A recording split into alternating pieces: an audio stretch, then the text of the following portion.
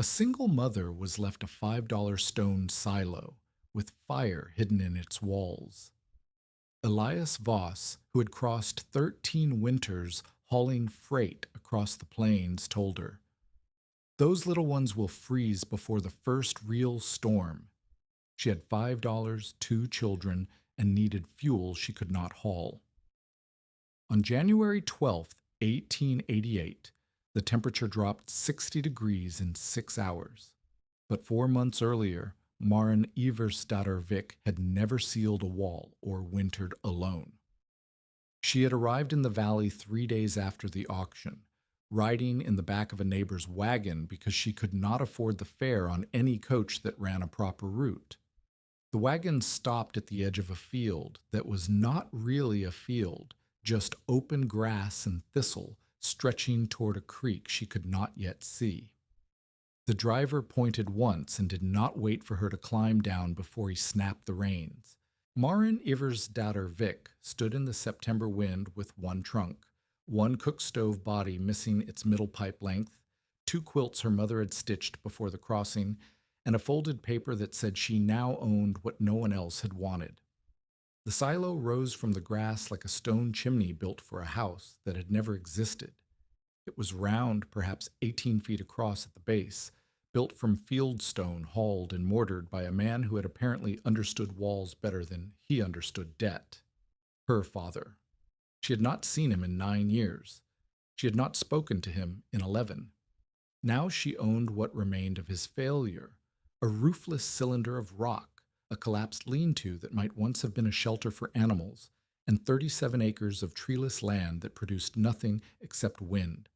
The children climbed down from the wagon bed without being told. Sina, 7 years old, carried a canvas bag with their clothing. Olo, 4, carried nothing because he had dropped his wooden horse somewhere on the road and had not stopped crying about it since. Maren did not have time for crying. She had $5 left from the auction. The silo had cost $5 to buy because no one else had bid. The auctioneer had seemed almost embarrassed to take her money. The crowd had watched her sign the paper the way they might watch someone drink poison.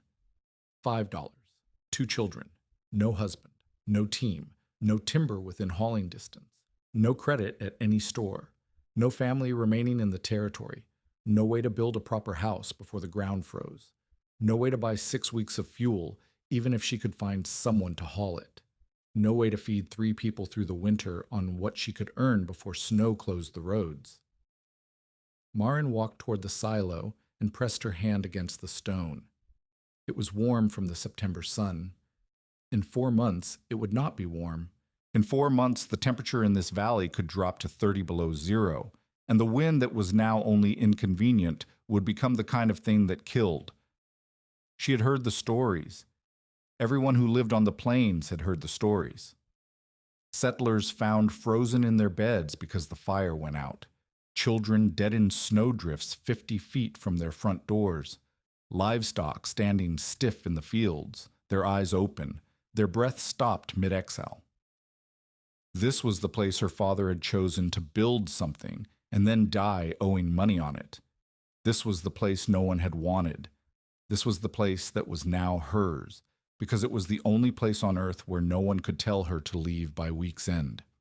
She walked the perimeter of the silo, counting her steps, 18 feet wide. The walls were thick, she guessed 3 feet, maybe more, though she had never measured a wall in her life and had no way of knowing if her guess meant anything. The stones were fitted well. Whoever had built this had known what they were doing with mortar. The gaps were tight. The courses were level. But there was no roof. The silo opened to the sky like a well turned upward. Bird droppings streaked the interior walls. Old grain dust drifted in the corners. Something small had died in there. She could smell it. The floor was packed earth, uneven, with shallow trenches where water had run during rains. She walked around to the collapsed lean-to. It might once have been a shelter for equipment or a small animal. Now it was just a pile of boards and canvas and one rusted hinge. She could not tell what her father had intended for it. She could not tell what her father had intended for any of this. The children stood where she had left them, next to the trunk. Is this the house? Sina asked. Maren did not answer. She walked back to the silo and stood in the opening where a door should have been but was not. The interior was roughly 12 feet across, floor to wall, with the thickness of the stone eating into the total width. She could fit a stove in there. She could fit beds if she built platforms off the floor. She could fit herself and 2 children and whatever they could salvage from the lean-to debris. But she could not fit warmth. Stone did not hold heat. Every child who grew up in farm country knew this. Stone sheds were for storage, not for living. Stone kept things cool in summer and cold in winter. You did not sleep in a stone building unless you wanted to wake up stiff or not wake up at all. The wind picked up. Maren looked at the sky, clear for now. September still had some kindness in it, but September would end, October would end, and then November would come, and then December, and then January, when the real cold arrived, the cold that killed. She had 4 months, maybe less. 4 months to turn a stone chimney with no roof into a place where her children would not freeze to death. The first visitor arrived the next morning. Maren had slept under the wagon with the children, wrapped in both quilts, because she could not bring herself to sleep inside the silo without at least clearing the dead animal and the worst of the debris.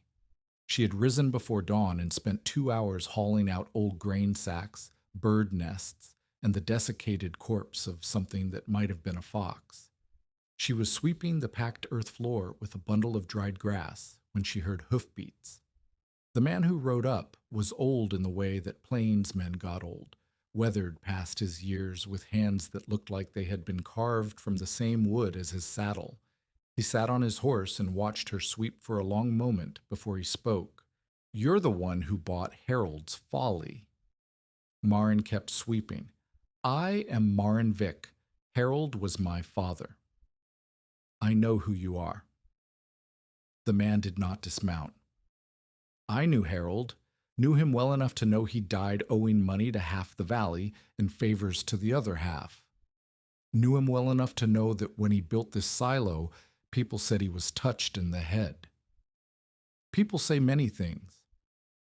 People said he was building a grain tower on land that couldn't grow enough grain to fill a bucket. People said he was pouring good mortar into bad rock for no reason anyone could see. People said..." The man stopped. He shifted in his saddle, and for the first time Maren saw his face clearly. Deep lines, sun-darkened skin, one ear missing its lower half from what might have been frostbite. People said he was hiding something in those walls, building them too thick, doing work no one asked for and no one could explain. Maren stopped sweeping. "And what do you say?" "I say I'm Elias Voss. I ran freight teams across this territory for 20 years before my back gave out. I've crossed 13 winters on these plains, and I've buried 2 wives and a son to the cold. I've seen men freeze standing up. I've seen children turn blue in their mother's arms. I've seen what winter does to people who don't respect it." He looked at the silo, then at the collapsed lean-to, then at the children sitting on the trunk near the wagon. "And I say that if you try to winter in that stone throat, those little ones will freeze before first light of the first real storm." Maren felt something tighten in her chest. Not fear. She had moved past fear 2 weeks ago when her husband had left and not come back, and she had realized that she was alone with 2 children and no money and no claim to anything except debt.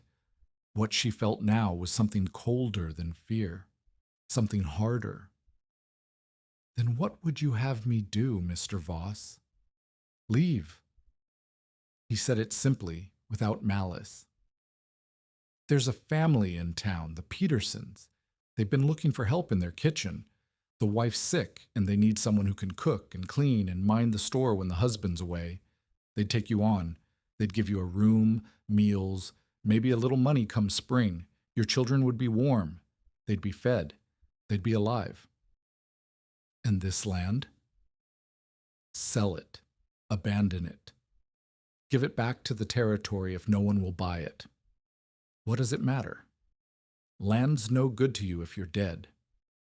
Maren looked at the silo, at the roofless walls, at the September sky beyond. You said my father built these walls too thick, that he was doing work no one could explain. I said people said that. What did you say? Voss was silent for a moment. Then he gathered his reins. I said Harold Vick was either a madman or a fool, and either way he was building something that would never keep anyone warm. Stone doesn't hold heat, Mrs. Vick. Every child knows that. Stone keeps grain dry. Stone keeps ice cold. Stone does not keep children alive. He turned his horse. Before he rode away, he looked back once. I'm not your enemy. I'm trying to save your life. But if you stay in that stone throat, I won't be able to save you from the cold, and neither will anyone else. He rode away. Maren watched until he was a speck against the brown grass, and then she went back to sweeping. She spent the first week taking inventory. The lean-to wreckage yielded more than she expected. 12 usable boards of varying lengths, a roll of canvas that was torn but not rotten, 3 iron hoops that might have come from barrels, a rusted saw with most of its teeth, 2 buckets with only one hole between them, and a collection of other scraps that she stacked carefully against the silo's outer wall. The silo itself yielded nothing except questions. The walls were thick. Voss had been right about that. Maren measured by spanning her arms against the wall's width and found that the stone was nearly 3 feet deep from outside to inside. That was unusual. That was more than unusual. That was excessive. The kind of thickness you might build into a fortress or a dam, not a simple grain storage tower. She walked the interior, running her hands along the stone. The mortar was tight, the joints clean, the work done by someone who cared about precision. Her father had been many things: absent, unreliable, indebted, but apparently he had been a careful builder. The walls were level. The courses were true. The stone had been selected and fitted with attention she had not expected from a man who could not keep track of money. On the 7th day, she found the first anomaly. She was patching a crack near the base of the interior wall, using a mix of mud and lime dust she had scraped from around the exterior foundation. The crack was small, running vertically through the mortar between 2 stones about 18 inches above the floor. She pressed her mud patch into it, smoothing with her fingers, and felt something unexpected. Air. Not a draft. The crack was too small for that. But a breath of coolness against her fingertips, the kind of subtle movement you might feel standing near a cellar door in summer. She pulled her hand back, confused. She looked at the crack. It was barely a finger's width. There was no way air should be moving through a 3-foot-thick wall, unless the wall was not solid. She stood there for a long moment, staring at the stone. Her father's words came back to her from years ago, from a memory she had almost forgotten. She had been 8 or 9 years old, visiting him at a job site where he was helping build an ice house. He had shown her the double walls, the cavity between them filled with sawdust and straw. He had pressed her palm against the outer stone, and then pressed it against the inner wood, and she had felt the difference, one sun-warm, one cool despite the heat. A wall can hold stillness, he had said, just like it holds weight, dead air, and dry packing. That's the secret to keeping cold where you want it. She had not understood then. She barely understood now. But she remembered the feeling, the strange breath of air from a gap that should not have existed, the sense that there was space inside the stone where space should not be. Maren looked at the wall, at the 3-foot thickness that had seemed excessive, at the work her father had done that no one could explain. She went to the rusted saw from the lean-to wreckage and came back. It took her an hour to work a stone loose. The mortar was good, better than she had expected, and the stone itself weighed enough that she nearly dropped it twice. But finally she pried it free, a field stone the size of a small loaf of bread, set into the inner face of the wall about 2 feet above the floor. Behind it was darkness. She reached in with her hand. Her fingers touched something dry and fibrous, packed tight. She pulled out a handful and brought it into the light. Not dust, not dirt, not the debris of years. It was shavings, wood shavings, compressed and slightly resinous, smelling faintly of pine pitch. Dry, completely dry, despite years of exposure to whatever moisture might have seeped through the outer wall. She crumbled some between her fingers and felt the density of it. Not loose shavings like you might sweep from a carpenter's floor, but packed material, compacted into something almost solid. She reached in again, deeper. The cavity extended beyond her arm's length. The packed material filled it completely, tight against the stones on every side. Maren sat back on her heels and stared at what she had found. A wall within a wall, a hollow space filled with dry, compacted wood waste. Insulation and... She stopped. She picked up a handful of the packed shavings and carried it outside to the fire ring she had built for cooking. She dropped the handful into the flames.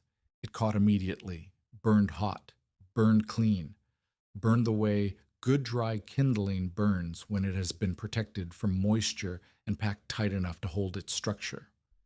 Her father had not just built an insulated wall. Her father had built a hidden fuel reserve. That night, Maren sat by the fire and calculated.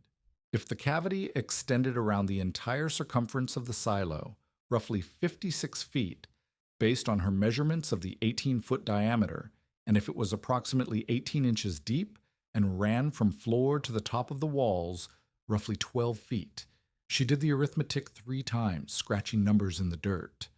Roughly 72 cubic feet of packed material, maybe more, depending on how the cavity was constructed.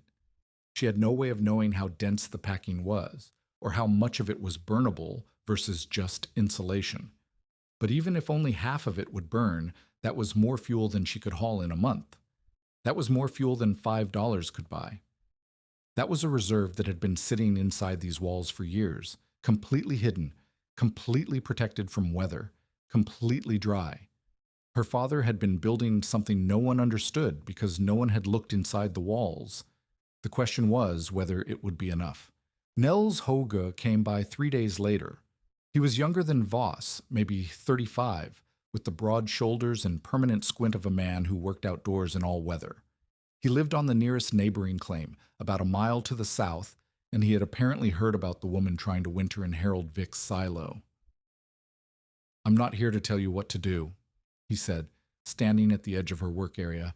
She had spent the morning hauling stones from the creek bed to reinforce a section of the silo's exterior where the mortar had crumbled. "But I am here to tell you that you're wasting your time." Maren set down the stone she was carrying. "Go on." "You've got a stone shell with no roof. You've got what? A few weeks of good weather left. Even if you build a roof, and I don't see how you're going to build a roof, not with those scraps you're working with, you're still sleeping in a stone box. Stone pulls cold in. Stone holds cold. You can burn every stick of wood in the territory, and you'll still wake up with frost on your blankets. I've seen ice houses built of stone that kept ice through August." Hoge blinked. "Ice houses keep cold in. You want to keep cold out. It's the opposite problem." "Is it?" He paused. Maren could see him working through what she had said, trying to find the flaw in it. "What are you talking about?" "Nothing." She picked up the stone again. "Thank you for your advice, Mr. Hoge." "Wait." He stepped closer. "What did you mean, is it? What do you know that I don't?" Maren looked at him. He seemed genuinely curious, not hostile. Different from Voss, who had spoken with the finality of a man who had already decided she was dead. Haja was asking a question because he wanted an answer. "I know that my father built these walls 3 feet thick," she said. "I know that most grain silos have walls half that. I know that when I pulled a stone from the inside wall, I found a cavity filled with dry packed wood waste that burned like kindling." Hauge stared at her. "A cavity. Between the inner and outer walls, roughly 18 inches deep if my arm is any measure. That's," he stopped, "that's insulation. Like an ice house. Like what they pack around the ice blocks to keep them from melting. Yes?" But you can't burn insulation. If you hollow out the wall, you'll lose the dead air. You'll turn your shelter into a draft. Then I'll have to be careful about which sections I empty and when. Hauge shook his head. You're gambling. You're gambling on a half-finished building and a cavity full of trash your father packed into the walls for God knows what reason. That's not a plan. That's desperation. Yes, Maren said. It is. She went back to hauling stones. After a moment, Hauge left, but she noticed that he did not tell her she was going to die. He had told her she was wrong, that her idea was flawed, that her calculations were risky. He had not told her it was impossible. It was the first time since she had arrived that anyone had treated her idea as something worth arguing about instead of something worth dismissing. The roof was the first major problem. She could not build a proper roof. She did not have the lumber, the tools, or the skill. What she had was the scrap from the lean-to, the canvas roll, and the iron hoops.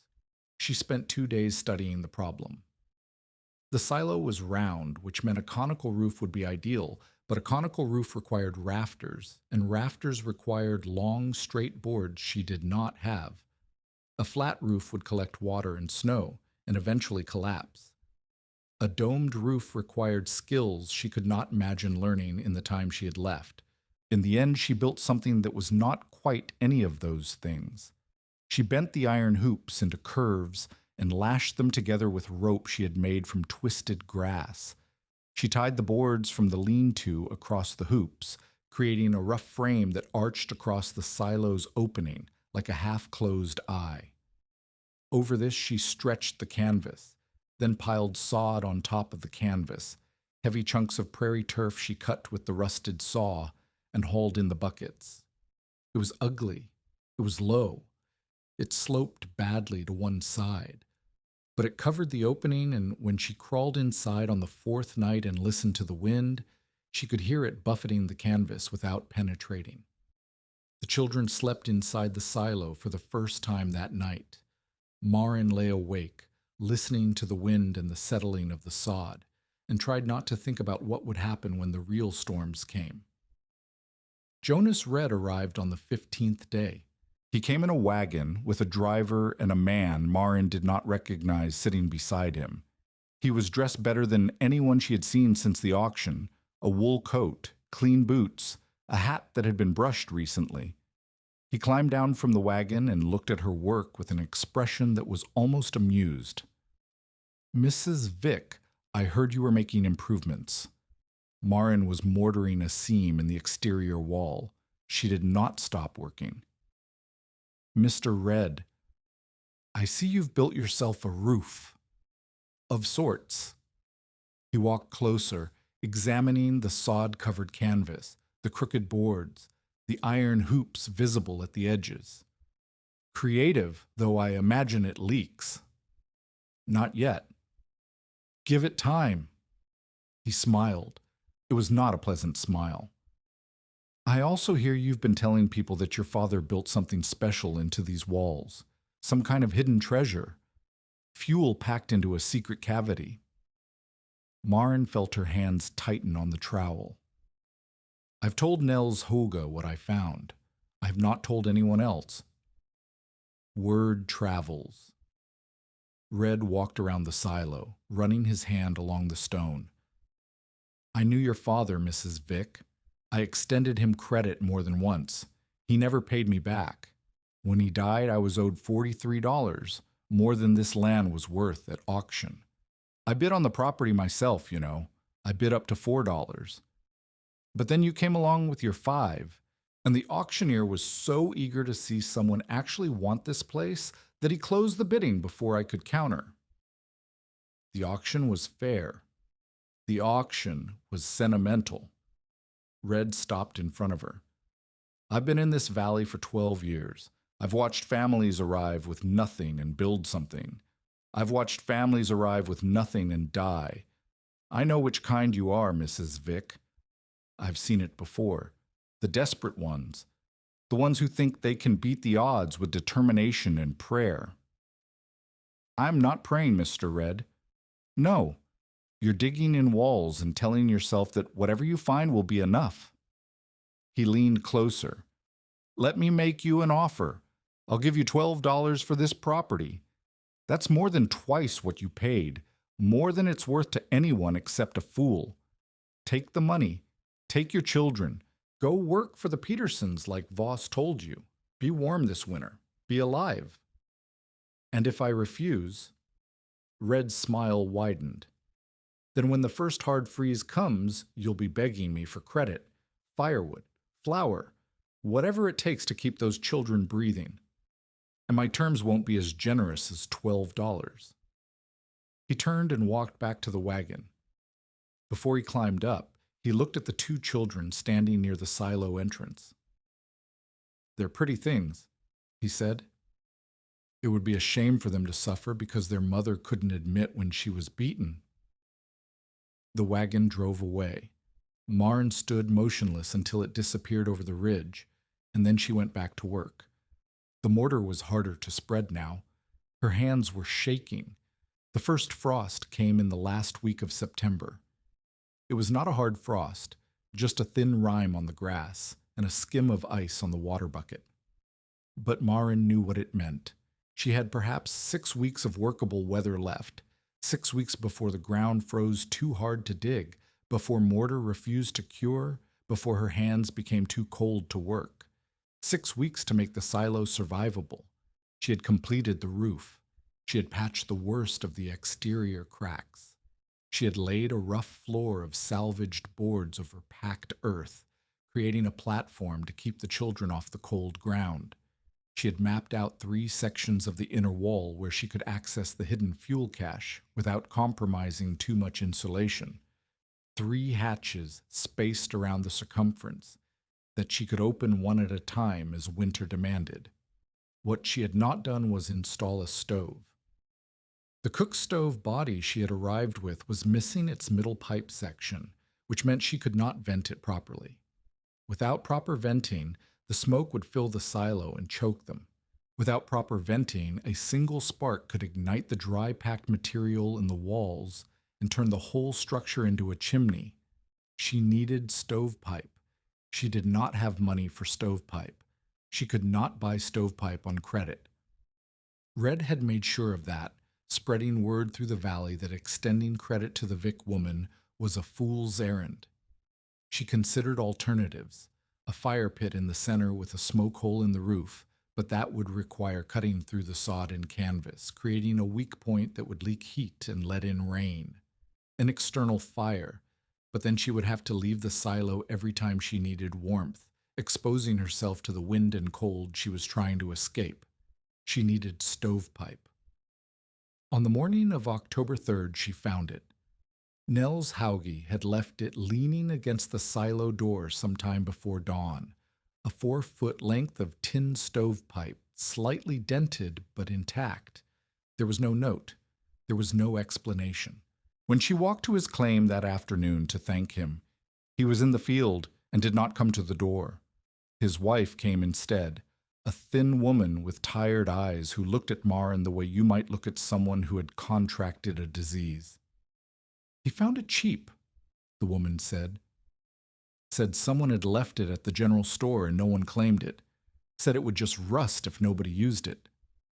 Please thank him for me. He doesn't want thanks. The woman hesitated. He thinks you're going to die in that stone thing. He just doesn't want it to be for want of a pipe. Maren nodded and walked home. That night she assembled the stove. She cut a hole in the sod roof and fitted the pipe through, sealing around it with mud and scraps of canvas. She built a small fire inside, just enough to test the draw and watch the smoke spiral upward and out. The draft was good. The seal held. The children sat on the board floor and watched the flames, their faces orange in the light, and for the first time since they had arrived, they did not look cold. Outside, the temperature dropped to 34 degrees. Inside, the stove held the air at something close to 50. It was not warm, it was not comfortable, but it was not freezing. Marin watched the fire burn down and calculated how many nights she could feed it from the hidden cache if she was careful, if she was strategic, if she burned only what she needed, when she needed it, and let the insulating cavity do the rest of the work. She had not proved anything yet. The real test would come later in January when the storms arrived. But for now, she had a roof, a floor, a stove, and a fuel reserve that no one else in the valley possessed. For now, she had a chance. The man who would teach her to build properly arrived on the 12th day of October. Marin was mixing mortar when she saw him coming along the creek path, not riding, just walking, with a canvas pack over one shoulder and a gait that favored his left leg.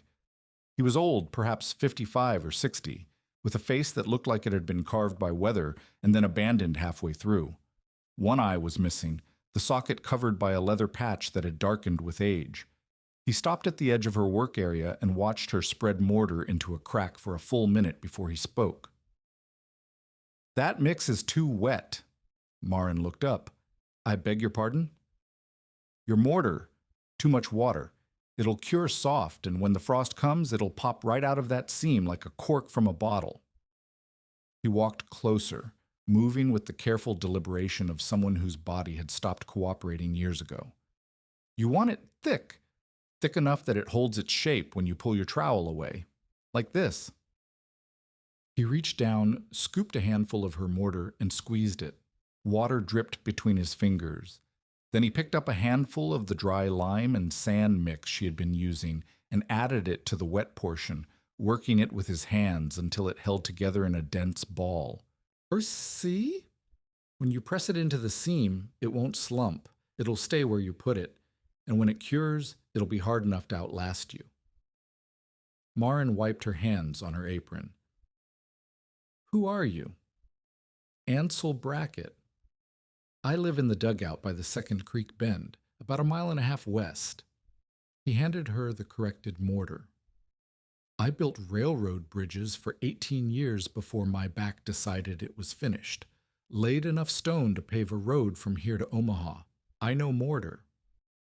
"And you came here to tell me mine was wrong?" "I came here because I heard Harold Vick's daughter was trying to turn his folly into a shelter, and I wanted to see what she was working with."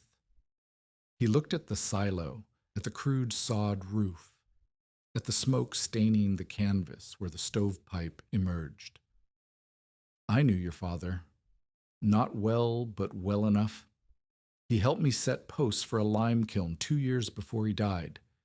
Didn't talk much, but he knew how to fit stone, knew how to read a wall." "Did he tell you what he was building here?" "No, but I watched him haul rock for 2 summers when he should have been farming. I watched him mix mortar in quantities that didn't make sense for a simple grain tower. I asked him once what he was doing with all that material, and he said—" Brackett paused, as if trying to remember the exact words. "He said he was building something that would hold stillness. I didn't know what he meant. I'm not sure I know now." Marin set down her trowel. "Would you like to see inside?" She showed him the cavity. She pried loose one of the stones she had already mapped, a section on the north wall, about 3 feet up, and let him reach in and feel the packed material. He pulled out a handful and examined it the way she had examined it weeks ago, crumbling it between his fingers, smelling the faint resin, testing its density. "Sawdust," he said. "Shavings, some bark, packed tight and treated with something, pitch, maybe, or pine tar. Keeps the moisture out."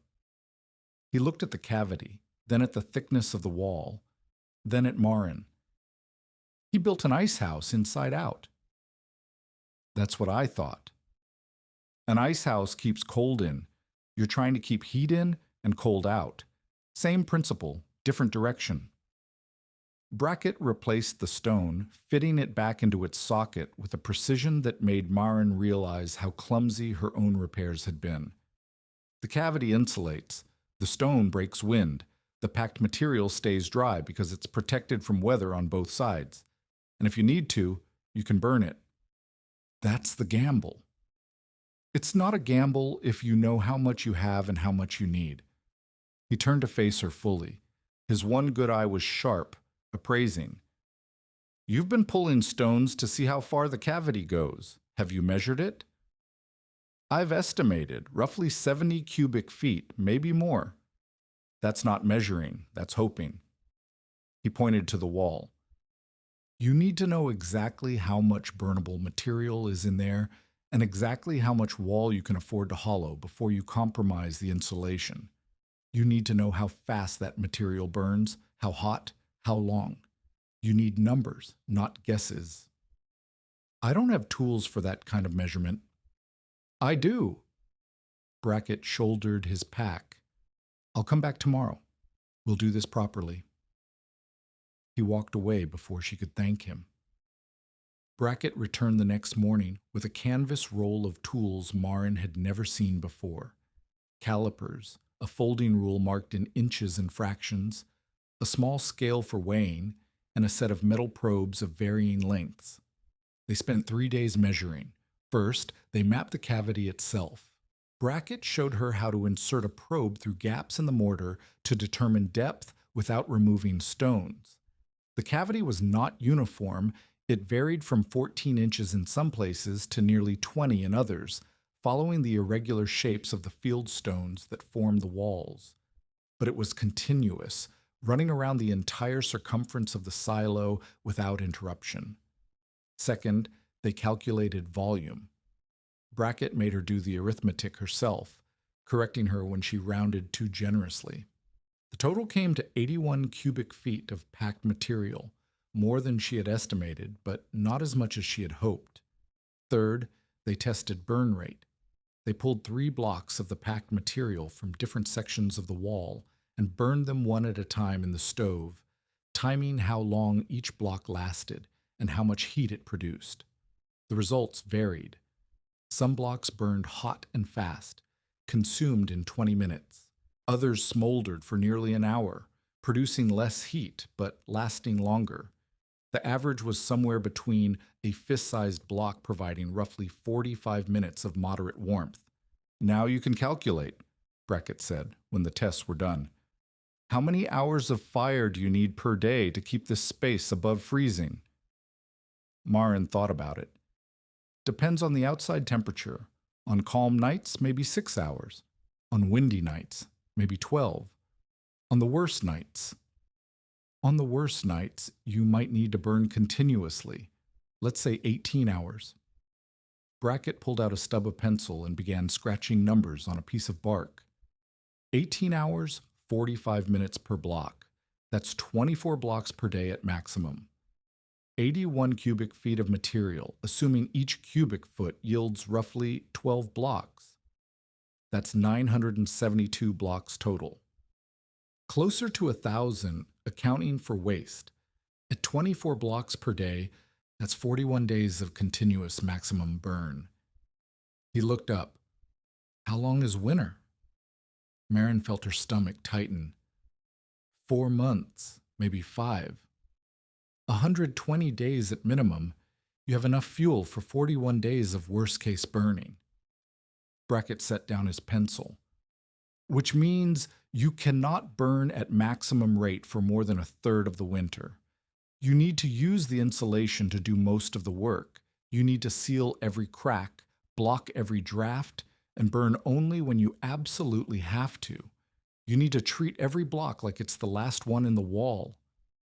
Can it be done? Brackett was silent for a moment. Then he stood, brushing bark dust from his trousers.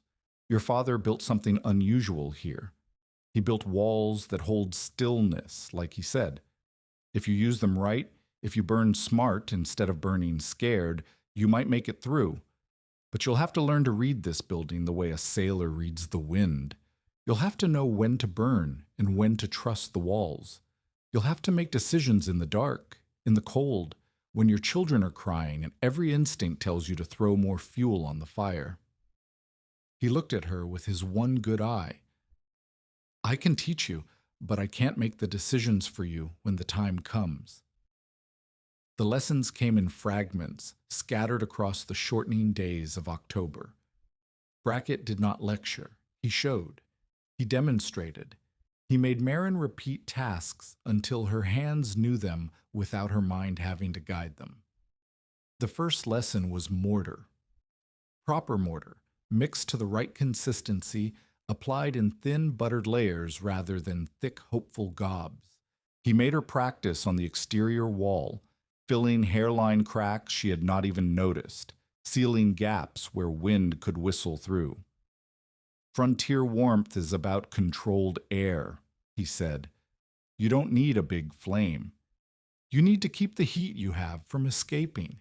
Every crack you miss is a thief in your wall.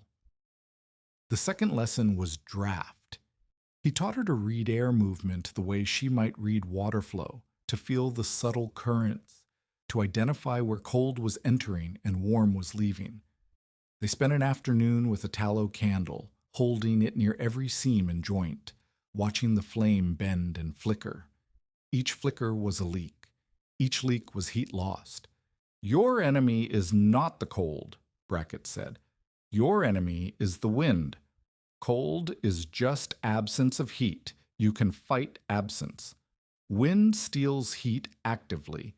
It reaches into every gap and pulls the warmth out of your skin, out of your walls, out of your fire. Stop the wind, and you've won half the battle. The third lesson was fuel pacing. He made her build small fires instead of large ones, maintaining a steady low burn rather than letting the stove surge and die. He made her feel the walls after each burn, learning to sense how long they held warmth. He made her track the relationship between outside wind speed and inside heat loss, marking it in chalk on a board so she could see the pattern. You think in nights, he said, not in fires, not in fuel blocks. Night survived per wall section. That's your measure. When you pull material from a section, you're spending days. Know how many days you're spending. Know how many you have left. Between lessons, they worked on the silo itself. Brackett helped her build a proper door, a heavy slab of layered boards with a canvas gasket that sealed against the frame. He helped her partition the interior, creating a sleeping alcove for the children that could be closed off from the main space, reducing the volume that needed heating. He helped her install clay baffles near the stove, directing heat downward toward the floor instead of letting it rise straight to the roof. The work was exhausting. Marin's hands cracked and bled from the lime. Her shoulders ached from hauling stone and mixing mortar. She lost weight she could not afford to lose, eating less so the children could eat more. At night, she fell asleep the moment she lay down, and in the morning, she woke before dawn to begin again. But the silo was changing. By the end of October, it no longer looked like a ruin someone was camping in. It looked like a shelter, rough, unconventional, but solid. The door fit tightly. The roof held against rain. The walls were sealed. The stove drew properly. The fuel hatches were mapped and marked, 3 access points around the circumference that she could open one at a time as winter demanded. Brackett surveyed the finished work on the last day of the month. It might hold, he said. If you're careful, if the winter's not too hard, if nothing goes wrong. Something always goes wrong. Yes. He looked at her. That's why you prepare. So when something goes wrong, you have room to recover. November brought the first real cold. Not winter cold, not yet, but the kind of deep autumn chill that reminds you winter is coming. The temperature dropped into the 20s at night and barely climbed above 40 during the day. The creek froze at the edges. The ground hardened until Marin's shovel bounced off it. The wind shifted from the southwest to the northwest and brought the smell of snow. Elias Voss returned on the 3rd of November. He rode up slowly, as if expecting to find bodies. He sat on his horse and looked at the silo, at the door, the smoke from the stovepipe, the children playing near the entrance, and for a long moment he said nothing. "You're still here," he said finally. "I am. I see you've made improvements." He did not dismount. The roof looks sturdier. The door is new. You've sealed the walls. Ansel Brackett has been helping me. Brackett? Voss nodded slowly. I wondered if he'd get involved. He's got a soft spot for lost causes. He paused. Don't take that wrong. I'm not saying you're going to lose. I'm saying that if anyone could make that stone barrel livable, it would be Brackett. He's built things no one thought possible. But you still think I'll freeze? Voss looked at her for a long moment. Then he looked at the silo again, at the thick walls, the sealed door, the smoke rising steadily from the pipe. Or, I think you've done better than dead open, he said. I think you might survive a mild winter, maybe even a moderate one. But the hard winters, the ones that kill, those are different. Those are the ones where the temperature drops so fast the air itself seems to freeze. Those are the ones where you can't see your hand in front of your face and the snow buries everything to the roof line. Those are the ones where people who've lived on these plains for 30 years still die in their own homes because they couldn't keep ahead of the cold. He gathered his reins. I hope you never see a winter like that, Mrs. Vick. But if you do... He shook his head. All the preparation in the world won't help if the weather decides to kill you. He rode away. Maren watched him go, then went inside and began calculating her fuel reserves again. December arrived with a false gentleness. The cold deepened, but slowly. The snow came, but in light dustings that the wind swept away. The silo held steady, inside temperatures staying above freezing with only modest burning, the walls doing their work of holding stillness against the outside air. Maren fell into a routine. She woke before dawn, fed the stove, checked the weather, assessed the walls. She rationed food carefully, stretching their supplies with foraged roots and occasional charity from neighbors who couldn't quite bring themselves to watch children starve, even if they thought the mother was a fool. She taught Sina to help with the fire, showing the girl how to read the ash bed and know when fuel was needed. She kept Ole away from the wall hatches, explaining that the special blocks were not toys and could not be wasted. Brackett came by twice a week, checking her work, adjusting her technique, answering questions she didn't know she had. The relationship had shifted over the weeks from teacher and student to something more like collaboration.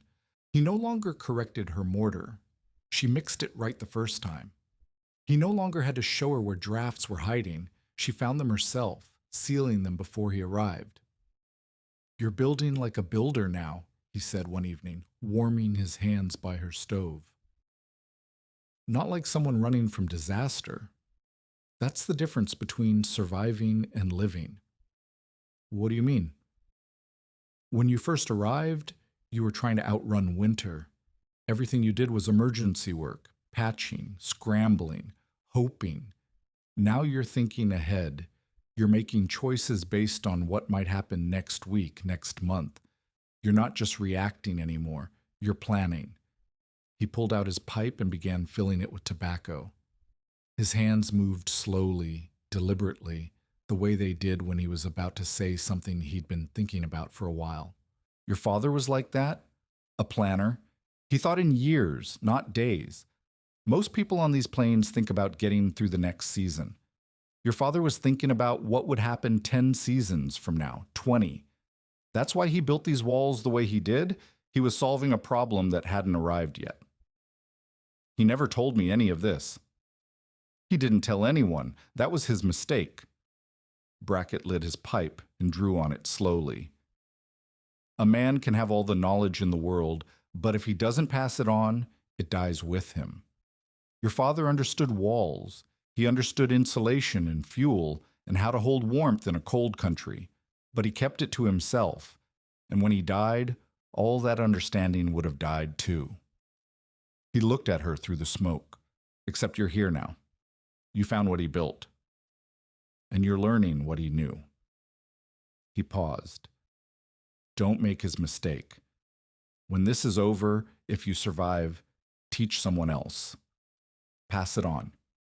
Knowledge is only worth something if it lives beyond the person who holds it. By the first week of January, Marin had begun to believe they might make it. The silo was performing beyond her calculations. On calm nights, she burned only 4 or 5 blocks of the packed fuel, letting the insulated walls do most of the work. On windy nights, she burned more, but never as much as her worst-case estimates had predicted.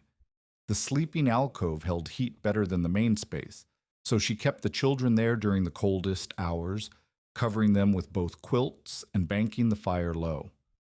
Her fuel reserves were depleting slower than expected. She had used roughly a quarter of the total cache in nearly 3 months. At this rate, she would have enough to last through March, maybe even April. She began to allow herself small moments of hope. The children were healthy. The shelter was holding. The worst of winter was passing, or so she told herself. Then came January 12th. The morning of January 12th, 1888, dawned warm. Marin noticed it the moment she woke. The air inside the silo felt different, softer somehow, as if spring had arrived 2 months early. She opened the door and found temperatures that felt like early March, mild enough that she did not need her heaviest coat, mild enough that the children could play outside without shivering. The sky was wrong. She had lived through enough prairie weather to know that a sky could tell you things if you learned to read it. This sky was telling her something she did not want to hear. The color was off, a hazy yellowish gray that seemed to swallow the horizon. The clouds were moving too fast, streaming from the northwest in layers that roiled against each other. The air smelled strange, electric, metallic, like blood on iron. Brackett arrived at midday. "Get everything inside," he said. He was moving faster than she had ever seen him move, his bad leg dragging as he hurried toward the silo. "Water, firewood, anything you need from outside, do it now." "What's coming?" "I don't know, but I've seen that sky before, and the last time I saw it, 17 people died between here and the Missouri." He stopped at her door, breathing hard. "That color is what happens when cold air meets warm air and decides to fight. Whatever's coming is going to come fast." They spent the next 2 hours hauling, water from the creek, filling every bucket and pot and container they could find. Extra sod for the roof piled against the door frame as a windbreak. A second blanket borrowed from Brackett's dugout, carried across the frozen ground. Rope, canvas scraps, anything that might be useful if something broke. By 3 o'clock, the wind had begun to shift. It came from the northwest like something with teeth. One moment the air was still, warm, almost pleasant. The next moment a wall of cold slammed into the valley with a sound like fabric tearing. The temperature dropped so fast Marin could feel it happening, could feel the warmth being sucked out of the air, replaced by something that burned the lungs and stung the eyes. Brackett was still outside. "Get in!" Marin shouted from the door. "Brackett, get inside!" He was 20 feet away, struggling with a tarp he had been trying to secure over a gap in the windbreak. The wind caught the tarp and ripped it from his hands, sending it spinning into the white chaos that was suddenly everywhere. Snow was falling, not falling, flying, horizontal, driven by wind that screamed through the valley like something alive. Brackett took one step toward the silo and fell. Marin ran. She could barely see. The snow was so thick it was like moving through fog, but she found him by his voice, a grunt of pain that cut through the wind. He was on his knees, clutching his left side. She grabbed his arm and pulled, dragging him toward the silo door, the wind fighting her every inch. They tumbled inside together. She slammed the door and threw her weight against it, feeling the wind try to push it open, feeling the whole structure shudder around her. "Brackett, my ribs!" He was gasping, his face gray. "Hit a rock when I fell. Maybe cracked one, maybe two. I'll be fine. Just..." He coughed, and the cough turned into a wheeze that made Marin's chest tighten in sympathy. "Just need to breathe." Outside, the world had disappeared. The silo's door rattled against its frame. The canvas patches in the roof flapped and strained. Snow found its way through gaps Marin had thought were sealed, dusting the floor with white powder that melted and then froze again as the cold deepened. She checked the stove. The fire was burning, but the draw had reversed. Smoke was backing up into the interior, making the children cough. She adjusted the damper, adjusted again, finally got it pulling properly. The wind was doing something to the chimney draft, creating pressures that fought the normal flow. The temperature inside the silo dropped. Marin could feel it happening, could feel the warmth being pulled out of the space faster than the stove could replace it. She went to the first fuel hatch, the north wall, the section she had mapped as her primary reserve, and pried it open. The packed blocks inside were dry, untouched, exactly as she had left them. She pulled out 5, 6, 7, stacking them beside the stove. The fire surged, the smoke cleared, the interior steadied. For an hour, then 2, then 3, she maintained the balance. Fuel in, heat out, walls holding, wind screaming. The children huddled in the sleeping alcove, wrapped in every blanket and quilt and scrap of fabric she could find. Brackett lay on the floor near the stove, breathing shallowly, his face gray with pain. And then the door blew open. The latch had not failed. The wood had. The frame around the latch splintered inward, torn by a gust that must have been 80 miles an hour, and the door flew open and slammed against the interior wall. Snow and wind poured in like water through a broken dam. Marin threw herself at the door. She got her shoulder against it and pushed, feeling the wind push back, feeling the cold bite into her exposed skin. The snow was in her eyes, her mouth, her lungs. She could not see. She could not breathe. She could only push, push, push, until finally the door closed and she could throw her weight against it to hold it shut. "The rope!" she shouted. "Sina, bring me the rope!" The girl appeared from somewhere. Marin could not see where, could barely see anything through the snow that had filled the interior, and pressed a coil of rope into her hands. Marin looped it around the door handle and then around a support beam, pulling it tight, tying it off with fingers that had already gone numb. The door held, but the damage was done.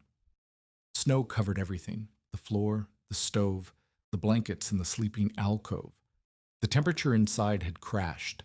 The fire was dying, choked by snow that had blown into the stove itself. The children were crying. Brackett was trying to sit up and failing, and outside the wind showed no signs of stopping. Marin went to the stove and began clearing snow from the fire. Her hands were burning with cold, but she ignored it. She fed fresh fuel into the flames, coaxing them back to life. She threw more blocks onto the fire than she would normally use in a day, watching them catch and burn, watching the heat struggle to push back against the cold that had invaded. The temperature climbed. Slowly, degree by agonizing degree, the interior warmed. The snow on the floor began to melt. The children stopped crying. Brackett's breathing steadied. And then Oli started coughing. The cough was deep and wet, the kind of cough that came from the chest rather than the throat. Marin knew that sound. She had heard it before, in the tenements of the city where she had lived before coming west, in the crowded rooms where sickness spread from body to body like fire through dry grass. She stripped the blankets from Ole and checked his skin. Hot. Too hot. His forehead was burning despite the cold that had just invaded the shelter. His eyes were glassy. His breath was coming in short, ragged gasps. "Fever," she said. "He has a fever." Brackett pushed himself up on one elbow. "How long?" "I don't know. He was fine this morning. He was playing outside." "The cold, the shock of it." Brackett shook his head. "Some children react that way. Their bodies fight the cold by burning hotter. It can break a fever, or it can—" He stopped. "Can what?" It can kill them if the fever climbs too high. Maren felt something cold settle in her chest that had nothing to do with the weather. She looked at her son, 4 years old, small for his age, shivering despite the heat that radiated from his skin, and made a calculation. The fever needed to break. To break a fever, you needed warmth, real warmth, sustained warmth, the kind that let the body sweat out whatever was burning inside it. But the storm was pulling heat out of the silo faster than she could replace it. The walls were doing their work, the insulation was holding, but the door breach had let in so much cold that the interior temperature was still far below what she needed to treat a sick child. She could burn more fuel. She could pull block after block from the wall hatches and feed them into the stove until the interior was warm enough to sweat a fever. But if she did that, if she burned through her reserves at that rate, she would run out before winter ended. She would save her son tonight and lose all 3 of them in February. Or she could burn less, maintain the balance she had been maintaining, keep the interior above freezing but not truly warm, and hope that Ole's body could fight the fever on its own without help, without the warmth it needed.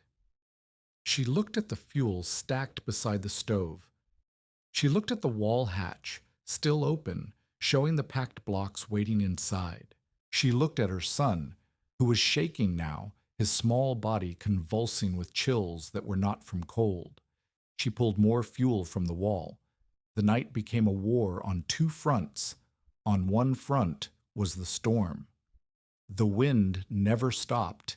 It howled and screamed and threw itself against the silo walls with a fury that seemed personal. Snow continued to find its way through every gap, every crack, every imperfection in the construction. The roof groaned under the weight of accumulating drifts. The door strained against its rope binding. The stovepipe rattled and shook, and twice Maren had to climb on a bucket to clear ice that was forming around the opening, threatening to block the draft entirely. On the other front was Ole's fever. It climbed through the evening and into the night, spiking high enough that Maren could feel the heat radiating from his skin without touching him. She bathed him with water from the bucket, trying to bring the temperature down, but the water was cold and made him shake violently. She wrapped him in blankets, but the blankets trapped the heat and made the fever worse.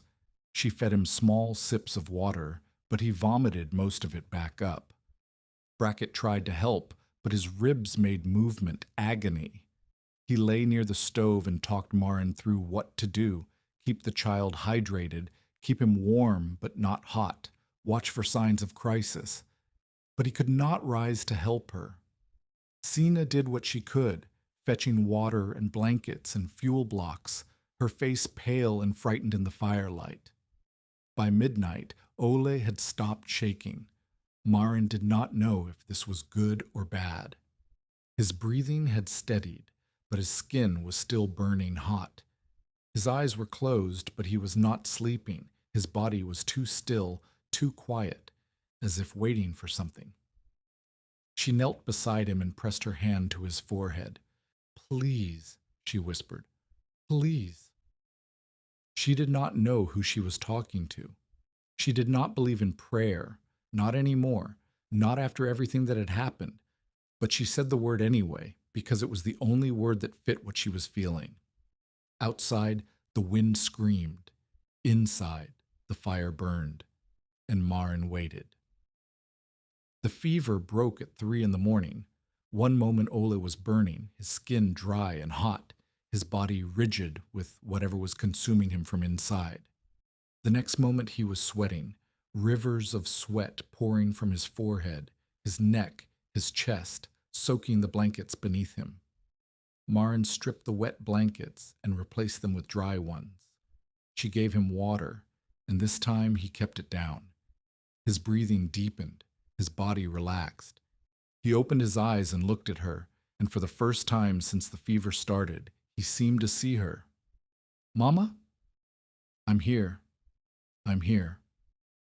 He closed his eyes and slept. Maren sat back on her heels and realized she was crying. The storm continued through the rest of the night and into the next day. Marin did not sleep.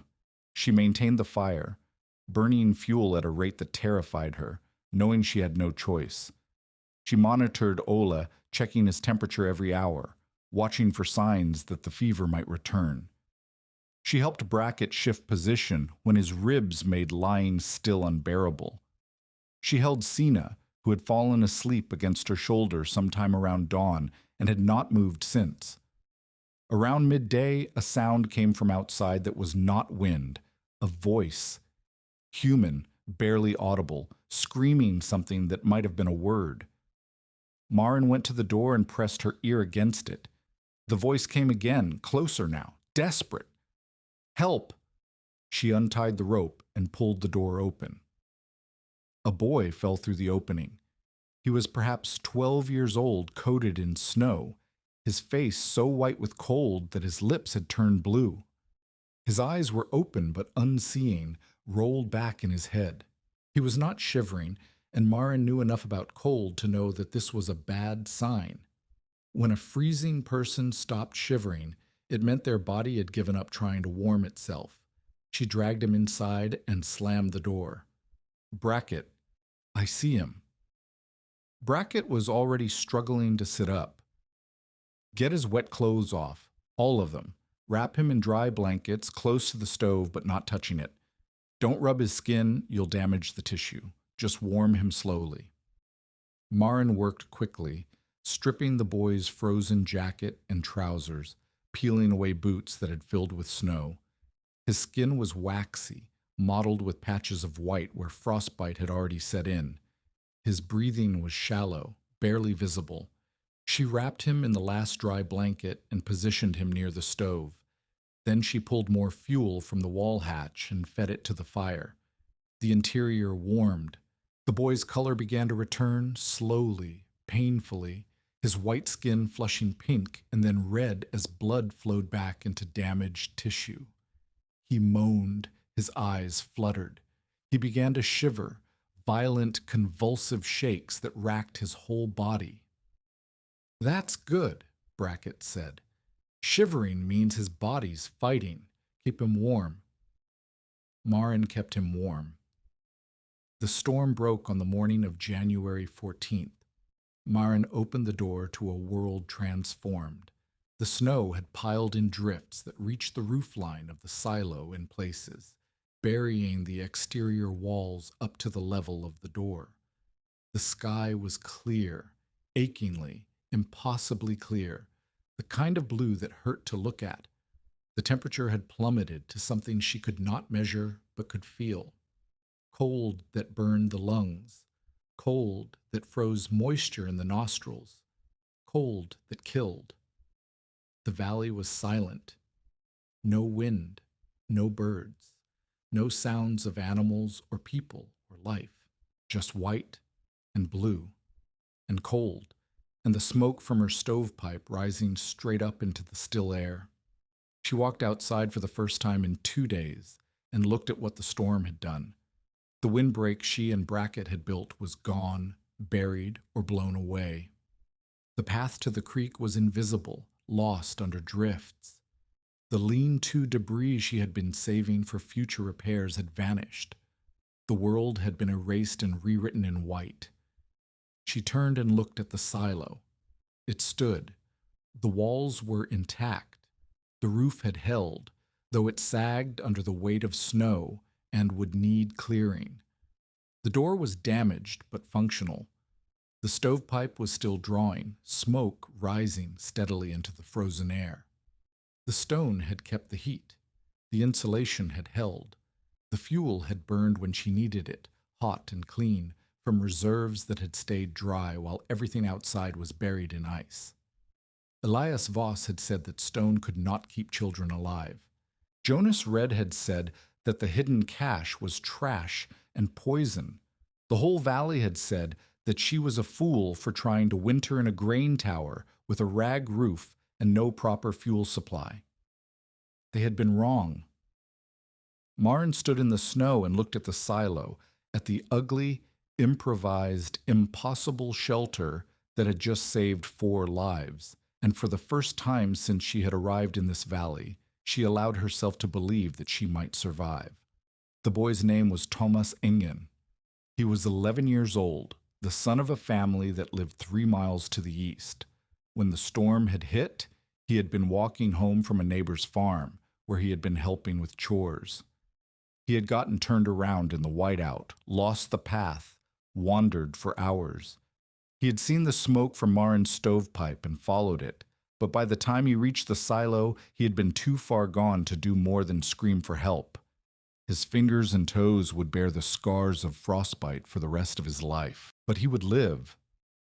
His parents arrived 2 days after the storm, searching for him, expecting to find a body.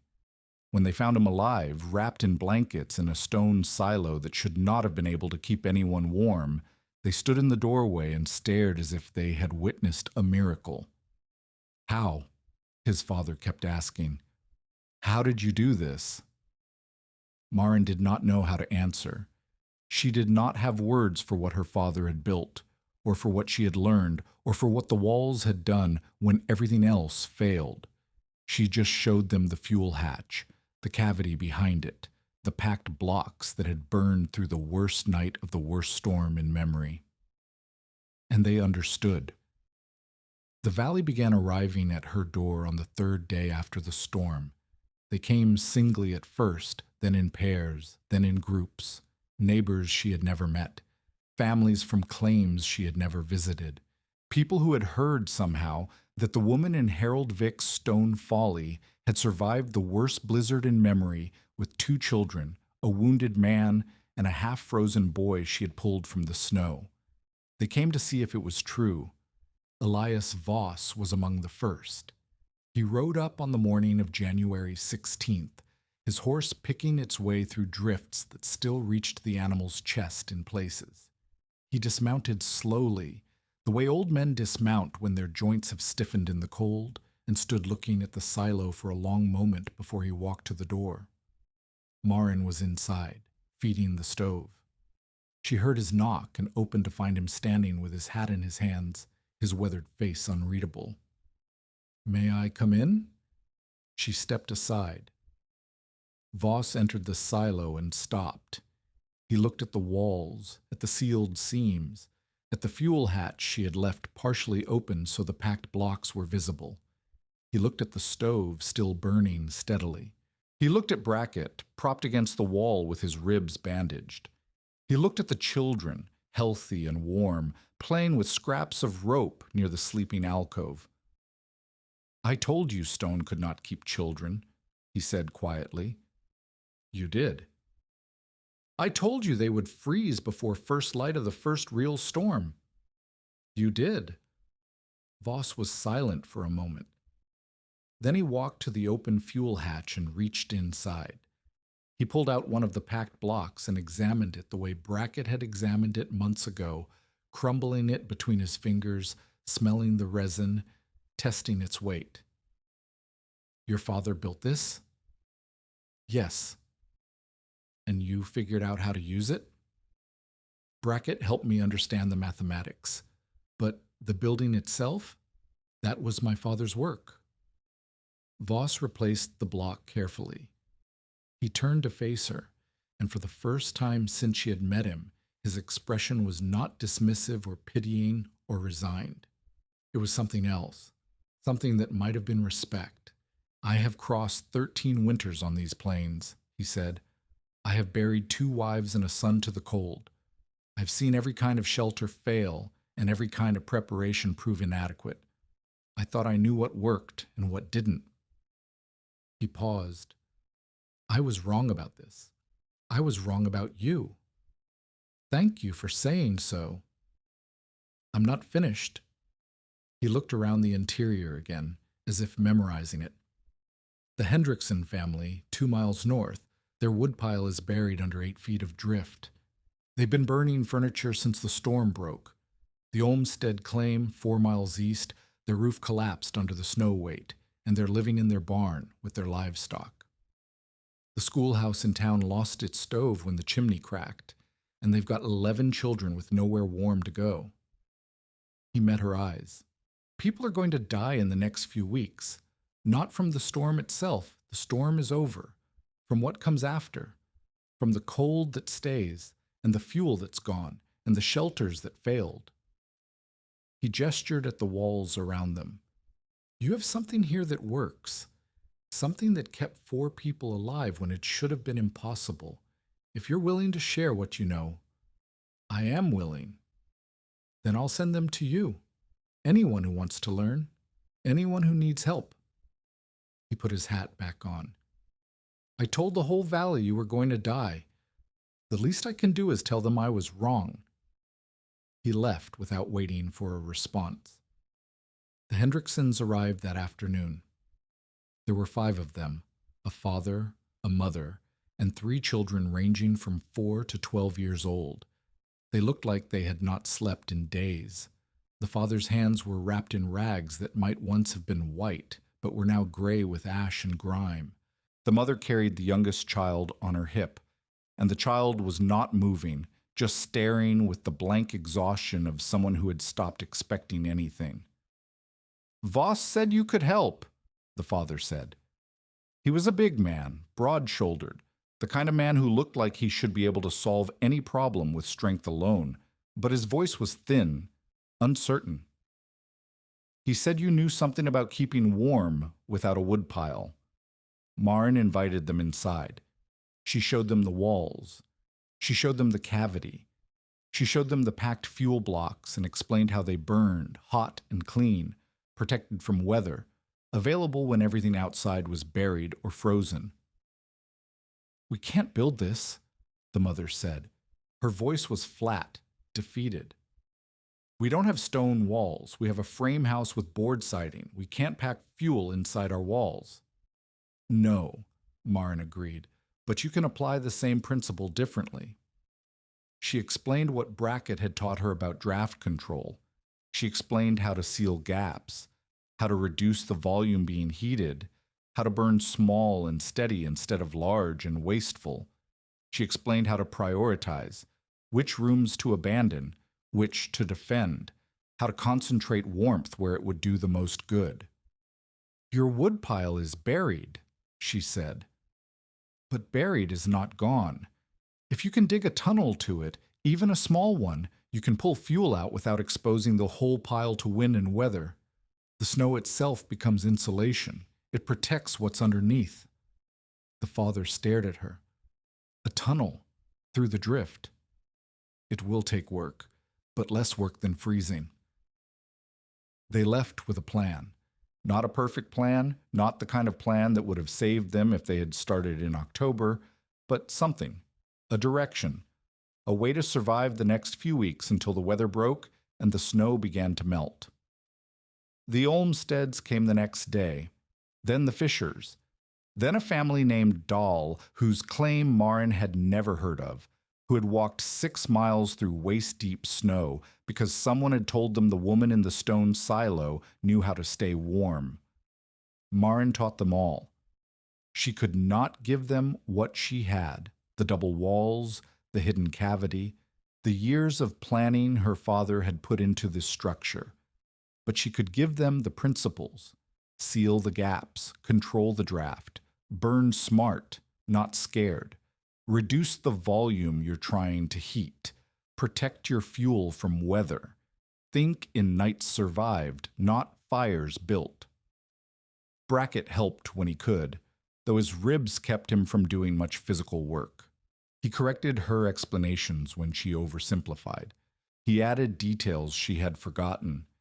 He drew diagrams in the packed earth floor, showing how air moved through a structure where heat was lost, how to read a building the way a sailor reads the wind.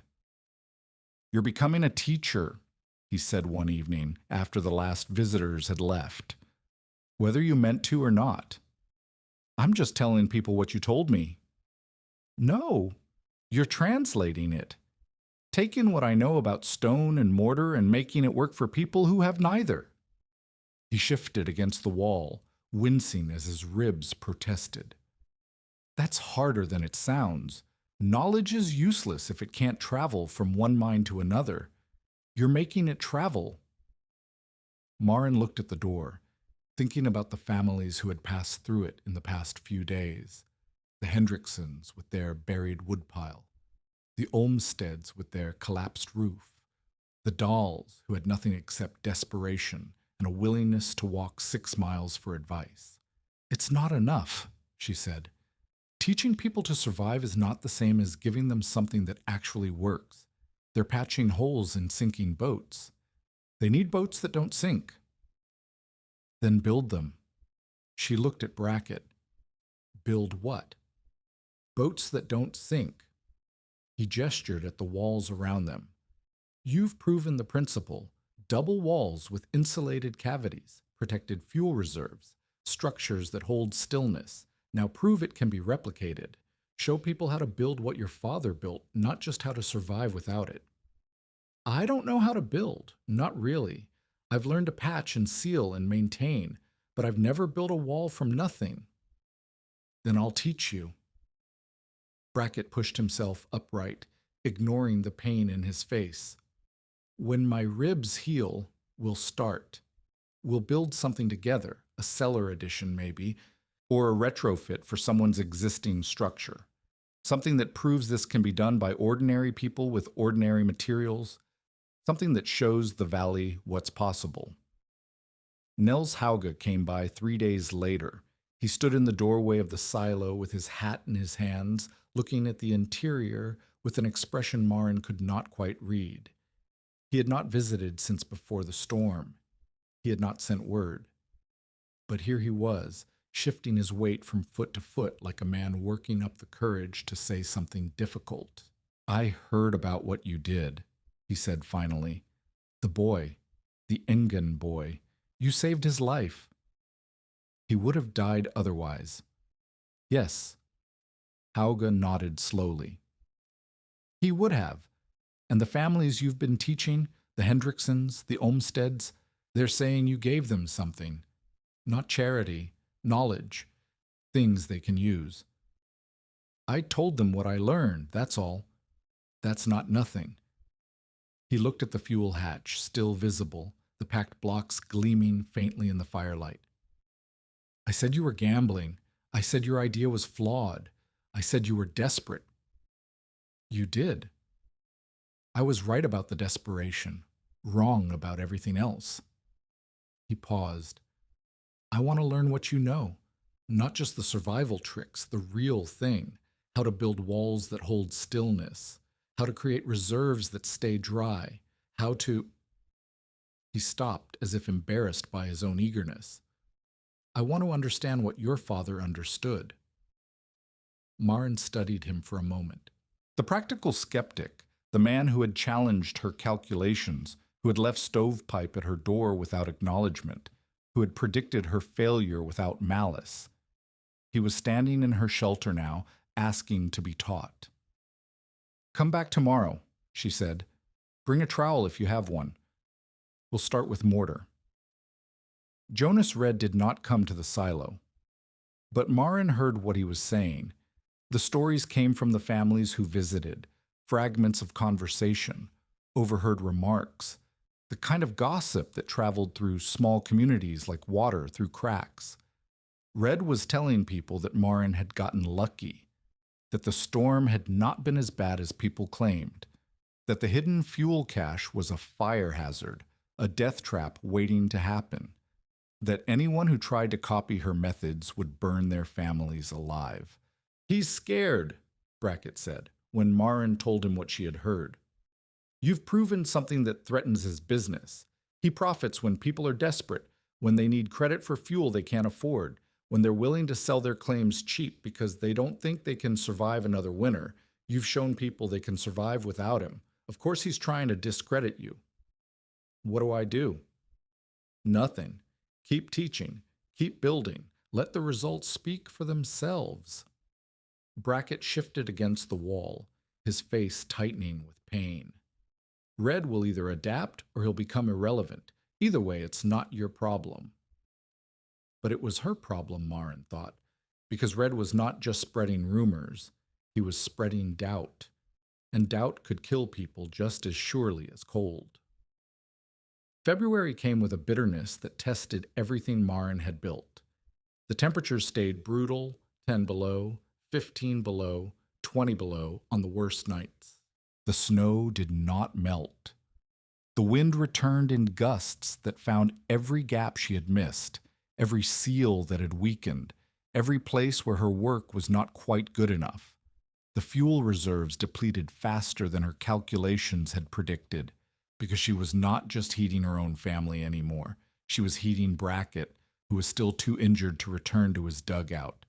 She was heating the occasional visitor, who arrived half frozen and needed warming before they could travel home. By mid-February, she had used 2/3 of the hidden cash. "We need to slow down," she told Brackett one evening. "At this rate, we'll run out before March." "You're not running out. You're investing." He gestured at the door. "Every person you warm, every family you teach, that's not waste. That's building something. A network. A community that knows what you know and can help each other survive. Networks don't burn in stoves. No, but networks dig out buried woodpiles. Networks share resources when one family runs short. Networks remember who helped them and return the favor." Brackett coughed, a wet sound that had been getting worse over the past week. "You're not just surviving anymore, Maren. You're changing how this valley thinks about winter. That's worth more than a few blocks of fuel." She wanted to believe him, but the mathematics were harder to argue with than philosophy. 2/3 gone, 6 weeks of winter remaining. The numbers did not care about networks or investments or the changing thoughts of valleys. She would have to find another way. The first retrofit began on the 23rd of February. Hoge's root cellar had been dug into a hillside 2 years earlier, a simple dugout with earth walls and a timber-framed entrance. It kept vegetables from freezing, but barely. The interior temperature hovered just above the freezing point on mild days and dropped well below on cold ones. Half his winter stores had been lost to frost damage. "If we can insulate the walls," Maren said, standing in the cellar with a tallow candle, watching her breath fog in the cold air, "we can raise the interior temperature by 15 degrees, maybe 20. That's the difference between losing half your food and losing none." Hoge looked skeptical. "Insulate with what? I don't have stone for double walls. I don't have sawdust to pack between them." "You have earth. You have straw. You have materials that do the same job, just differently." She pointed to the bare dirt walls. "We build a frame, just rough boards, nothing fancy, about 6 inches off the earth. We fill the gap with straw packed tight. Then we seal the interior face with clay plaster to keep the straw from rotting." "That's not what your father built." "No, but it's the same principle. Dead air, dry packing, a barrier between you and the cold." She turned to face him. "Your father didn't have stone either. The first time he built a shelter, he had what he had, and he made it work. That's what we're doing." They worked for 3 days. Maren designed, Hauge built. Brackett supervised from a stool near the entrance, too weak to work, but too stubborn to stay away. They cut boards from Hauge's scrap pile. They gathered straw from his barn. They mixed clay plaster from creek mud and lime dust. When they finished, the cellar's interior temperature had risen 12 degrees. It was not 20. It was not the performance of a true double-wall structure, but it was enough to save the remaining vegetables, enough to prove the principle could work with ordinary materials, enough to show that what Harold Vick had built in stone could be approximated in straw and mud and determination. "I want to do the house next," Hauge said, standing in the improved cellar, feeling the warmer air against his face. "Not the whole thing, just the bedroom. The room where my wife and I sleep. If we can raise the temperature even half this much—" "We can try," Maren said, "but not until Brackett is stronger. I need his knowledge for the complicated parts." She did not say what she was thinking, that Brackett was not getting stronger, that his cough was getting worse, that the ribs he had cracked in the storm were not healing the way they should. She did not say it, because saying it would make it real. Brackett died on the 4th of March. He did not die dramatically. He did not die in a crisis or storm or a moment of heroic sacrifice. He simply went to sleep one evening and did not wake up the next morning. His body had been fighting too many battles, the cracked ribs, the lung infection that had settled in during the storm, the cold that had seeped into his bones during the years he had spent in his dugout. The battles had finally worn him down. Maren found him when she woke before dawn to feed the stove. He was lying where he always lay, against the wall near the fire, with his tools beside him and his one good eye closed. His face was peaceful. His hands were folded across his chest, as if he had arranged himself for burial before he let go. She sat beside him for a long time. The children were still asleep. The fire was burning low. Outside, the first gray light of dawn was beginning to show through the gaps in the roof. The world was quiet in a way it had not been quiet since the storm. Maren did not cry. She had not cried when her husband left. She had not cried when her father died. She had not cried during the storm or the fever or the nights when she had been certain they would not survive until morning. She did not cry now, but she sat beside Brackett's body and remembered. She remembered the first day he had arrived, correcting her mortar, showing her what she was doing wrong without making her feel stupid for not knowing. She remembered the lessons, the draft discipline, the fuel pacing, the mathematics of warmth. She remembered his hands, weathered and precise, demonstrating techniques she could never have learned from books. She remembered his voice, dry and matter-of-fact, telling her that knowledge was only worth something if it lived beyond the person who held it. She remembered what he had said the last time they had spoken, really spoken, not just exchanged information about fuel levels and weather reports. It had been 2 nights ago. He had been propped against the wall, his breathing labored, his face gray with exhaustion. "You stop building like a frightened owner," he had said. "You build like the wall owes you honesty now. That's the difference between someone who survives and someone who makes something that lasts."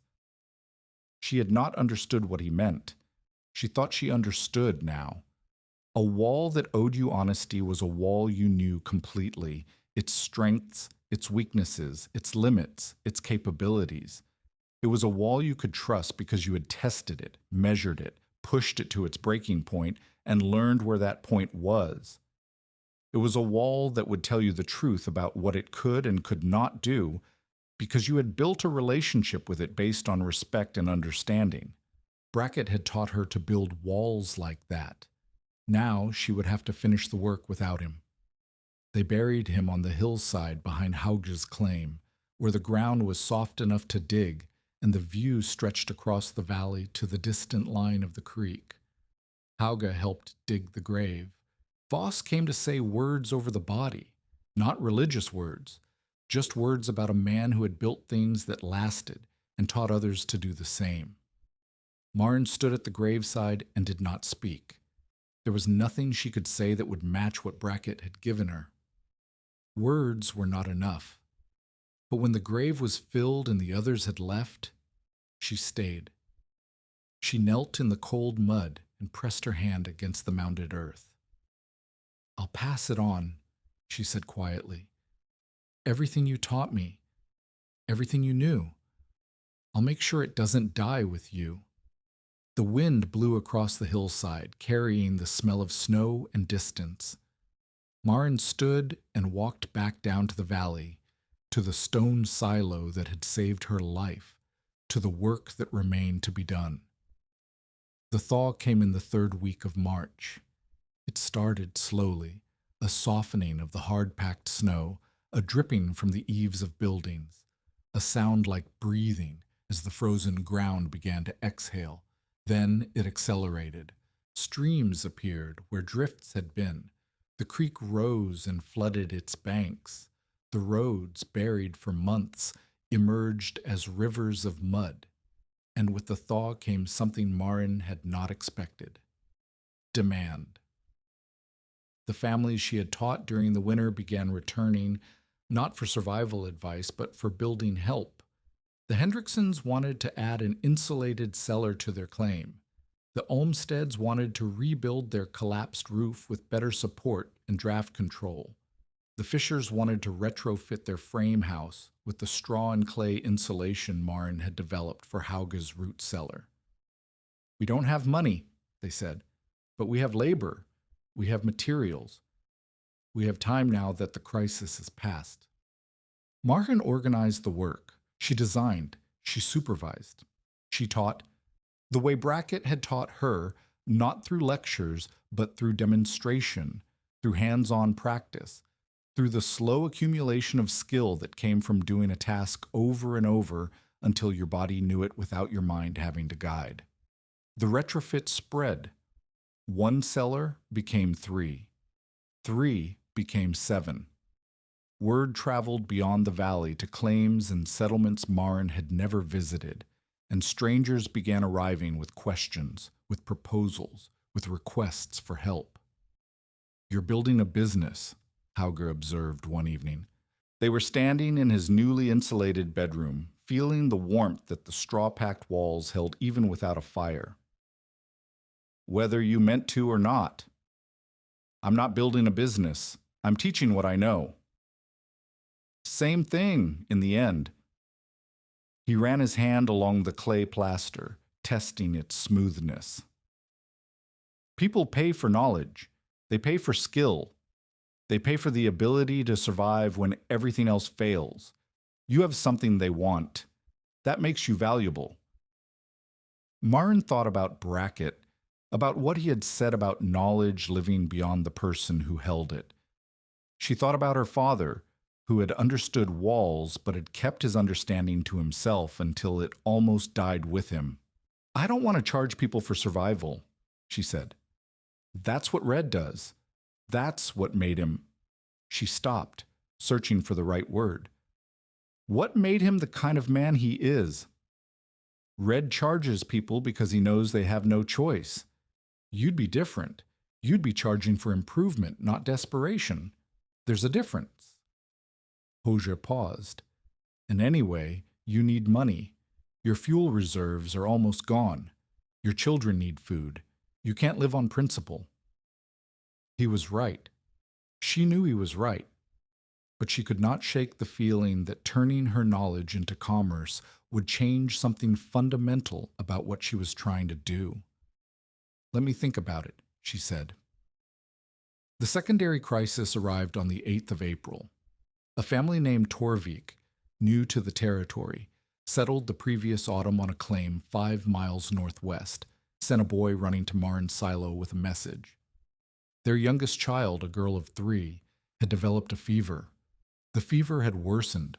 They had no medicine, no knowledge of treatment, no way to get help from the distant town. The child was dying. Maren went.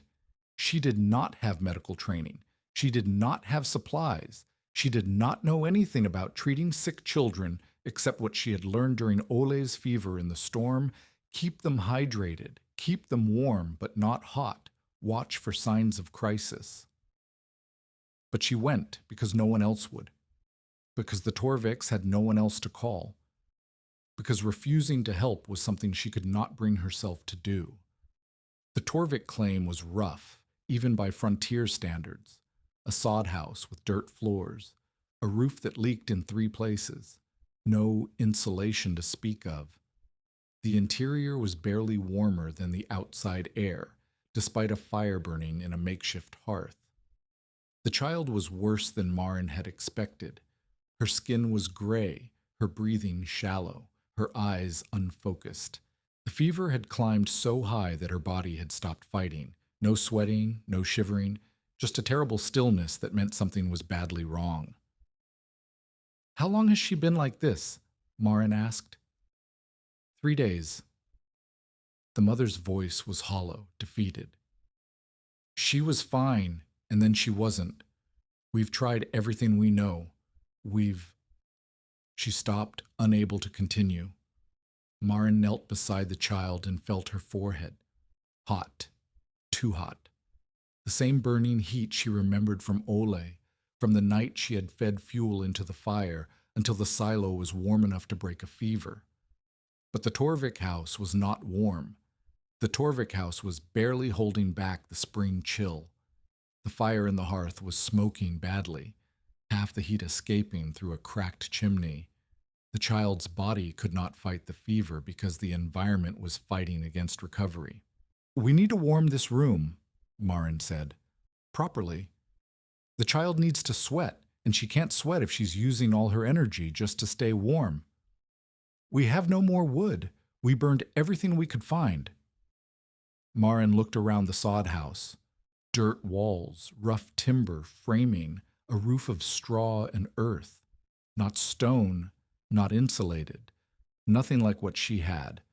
But the principles were the same. "We're going to seal this room," she said. "Every crack, every gap, every place where cold is getting in. We're going to reduce the volume you're heating by closing off the parts of the house you don't need.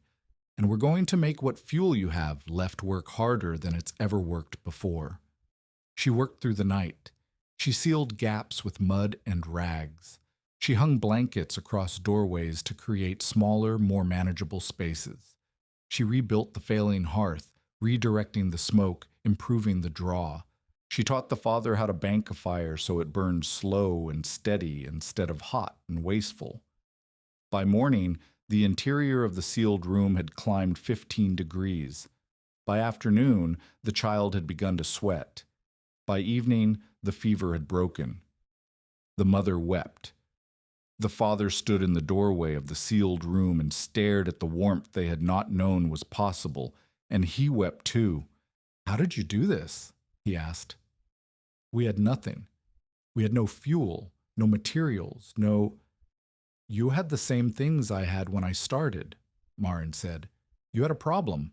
You had the willingness to work. And now you have knowledge." She gestured at the sealed walls, the improved hearth, the blankets that partition the space. "This is not permanent. This is emergency work. But it shows you what's possible. When you're ready to build something better, come find me. I'll teach you." She walked home through the spring mud, exhausted, empty, and certain for the first time that she was doing what she was supposed to do.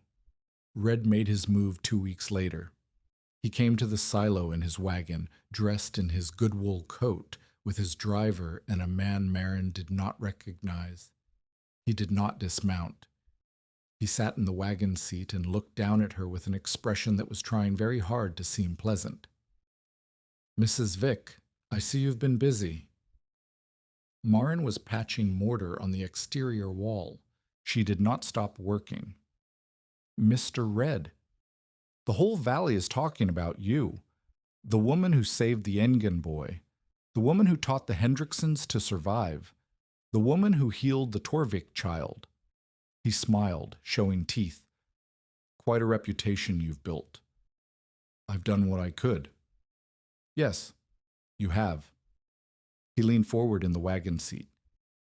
"And now I'd like to make you an offer. A business proposition." Marin set down her trowel. "I'm listening." "You have knowledge. I have reach. You've been teaching people one family at a time, giving away your expertise for nothing. That's admirable, but it's not efficient. I have connections throughout the territory. I have access to materials, to labor, to markets you'll never reach on your own." He spread his hands. "I'm proposing a partnership. You teach. I sell. We split the profits." "And what would you be selling?" "Retrofits, improvements, the kind of insulation work you've been doing for free. There are hundreds of families in this territory who would pay good money to have their homes winterized by the woman who survived the blizzard of '88. I can find them. I can negotiate the contracts. I can handle the business side while you handle the building." Marin looked at him for a long moment, at his good coat, his clean boots, his well-fed face, at the driver beside him who would not meet her eyes, at the man in the back of the wagon who was watching her the way a buyer watches livestock. "No," she said. Red's smile did not waver. You should think about it. I have thought about it. The answer's no. Mrs. Vick. His voice was still pleasant, but something had hardened beneath it. I'm offering you a future, security for yourself and your children, a way to turn what you know into something that matters. Without me, you're just a woman in a stone silo teaching whoever stumbles through your door. With me, you're the start of something, a real enterprise, something that could change this whole territory. You're offering me a leash, Morin said. You're offering to own what I know and decide who gets access to it. You're offering to turn survival into commerce, the way you've always done, the way you profit when people are desperate. That's not...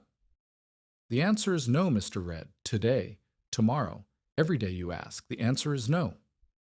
Red's smile finally died. His face went cold, hard, the face of a man who was not accustomed to being refused. You're making a mistake, he said.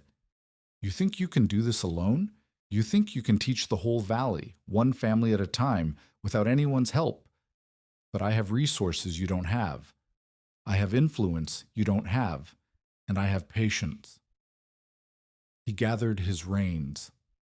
When you change your mind, and you will, the offer will still be there, but the terms might not be as generous. The wagon drove away. Marin watched it go, then picked up her trowel and went back to work. Her hands were shaking. She ignored them. The summer of 1888 brought work Marin had not anticipated. She had expected to spend the warm months recovering, rebuilding her fuel reserves, repairing the storm damage to the silo, preparing for the next winter the way she had prepared for the last one. Instead, she spent the summer building. The retrofits multiplied. The Hendrickson cellar led to the Olmsted roof, which led to the Fisher insulation project, which led to 3 more families whose names she learned and then forgot in the blur of labor. Each project taught her something new. Each problem demanded a solution she had not considered before. Each success proved that the principles her father had built into the silo could be adapted, modified, applied to structures he had never imagined. By August, she had completed 11 retrofits across the valley. By September, word had spread beyond the valley to settlements she had never visited.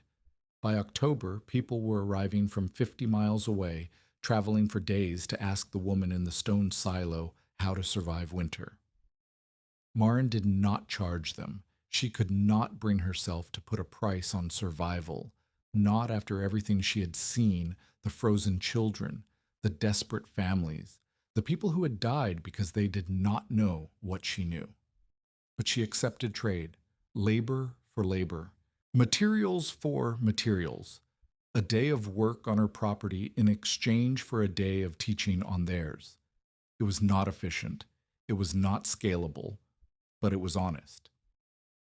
You're going to work yourself to death, Hauge said one evening. He had become a regular presence at the silo, helping with projects, learning techniques, translating Marin's knowledge into practical applications. They were sitting outside, watching the children play in the last light of a September afternoon, and Hauge was doing the thing he always did when he wanted to say something difficult, fidgeting with his hat. I'm fine. You're not fine. You've lost weight. You're not sleeping. You're trying to teach the entire territory by yourself, and the territory is too big for one person. He set down his hat and looked at her directly. You need help, real help. People who can do this work without you standing over them. I'm training people. The families I teach, they can do their own retrofits after I show them how. That's not what I mean. He paused, as if gathering courage. I mean partners, people who understand the principles well enough to teach others, people who can spread this work faster than you can spread it alone. Marin was quiet for a moment. She thought about Brackett, about what he had said about knowledge living beyond the person who held it. She thought about her father, who had understood so much and shared so little. She thought about the winter that was coming, and the winters after that, and the families who would die if no one taught them what she knew. Who did you have in mind? Hauge almost smiled. Me, for one. I've been watching you work for 6 months. I know the principles, I know the techniques. I'm not as good as you, but I'm good enough to teach the basics. And the others? There are 4 families who've completed retrofits under your supervision. The Hendricksons, the Fishers, the Dahls, the Engstroms. They know enough to help others get started. Not the complicated work, not the design, not the problem solving, but the basic sealing and insulation. The work that saves lives, even if it's not perfect. Maren considered it.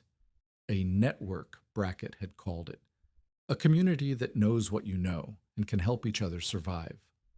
We'd need to standardize, she said slowly. Create methods that people can follow without me there to correct their mistakes. Write things down maybe. Diagrams, instructions. We can do that. And we'd need to be careful about quality. If someone does the work wrong, if a retrofit fails and a family freezes, then we train people properly. We check their work before they work alone. We build a system, not just a movement. Maren looked at Hauge, at his weathered face, his steady hands, his eyes that held something she had not noticed before. Determination, maybe, or belief, or something else she could not quite name. All right, she said. We'll try it. The system took shape over the autumn months. Maren developed what she called the basic protocol, a sequence of steps that any reasonably competent person could follow to seal and insulate an existing structure. It was not the elegant integrated design her father had built into the silo. It was cruder, simpler, meant for emergency improvement rather than permanent construction. But it worked. Applied correctly, it could raise interior temperatures by 10 to 15 degrees, which was often the difference between survival and death. She taught the protocol to Hauge first, then to the 4 families he had identified. They practiced on willing volunteers, neighbors who wanted help, strangers who had heard rumors, anyone desperate enough to let a novice work on their home. The results varied. Some retrofits performed beautifully, others had problems that needed correction, but each attempt taught them something, and each lesson made the next attempt better. By November, they had a functioning network. Hauge and the Hendrickson patriarch handled the western claims. The Fishers and the Dahls took the eastern settlements. The Engstroms, who had 3 grown sons with strong backs and quick minds, became the emergency response team, the people you called when winter arrived suddenly, and there was no time for a proper retrofit, just desperate sealing and praying. Maren supervised, designed, trained, and handled the complex cases that no one else could manage. She still worked constantly. She still did not sleep enough, but she was no longer alone. You've built something, Hauge said one evening, as they reviewed reports from the network's first major winter. The storms had been mild so far, but 3 families had already credited the network with saving their lives. Something that might outlast you. It might, Maren agreed, or it might fall apart the moment I'm not here to hold it together. That's why you keep training people. That's why you make yourself replaceable. He looked at her sideways. Brackett taught you that, didn't he? To build things that don't need you anymore. Maren thought about Brackett, about his tools still sitting in the corner of the silo, about the grave on the hillside where the spring flowers were now buried under snow. He taught me a lot of things, she said. I'm still figuring out what most of them meant. Red's humiliation came in the February of 1889. The winter had turned harsh in late January, not as brutal as the blizzard of '88, but hard enough to test every structure in the territory. The network had been busy, responding to emergencies, checking on vulnerable families, coordinating resources when supplies ran low, and then word came that Red's own store was in trouble. The building was old, built by a previous owner who had cut corners on construction. The roof had been patched repeatedly over the years, but the patches had failed. The interior walls had never been properly sealed. The heating system, a large iron stove that Red had been proud of, consumed fuel at a rate that would have been sustainable in a mild winter, but was catastrophic in a harsh one. Red had been selling firewood to desperate families all winter, at prices that rose with the temperature fell. Now he was running out himself. His woodpile had been depleted by his own heating needs. His reserves were gone, and the cold was not letting up. He came to the silo on a February afternoon, his good wool coat stained with smoke, his face gray with exhaustion, and something that might have been humiliation. "I need help," he said.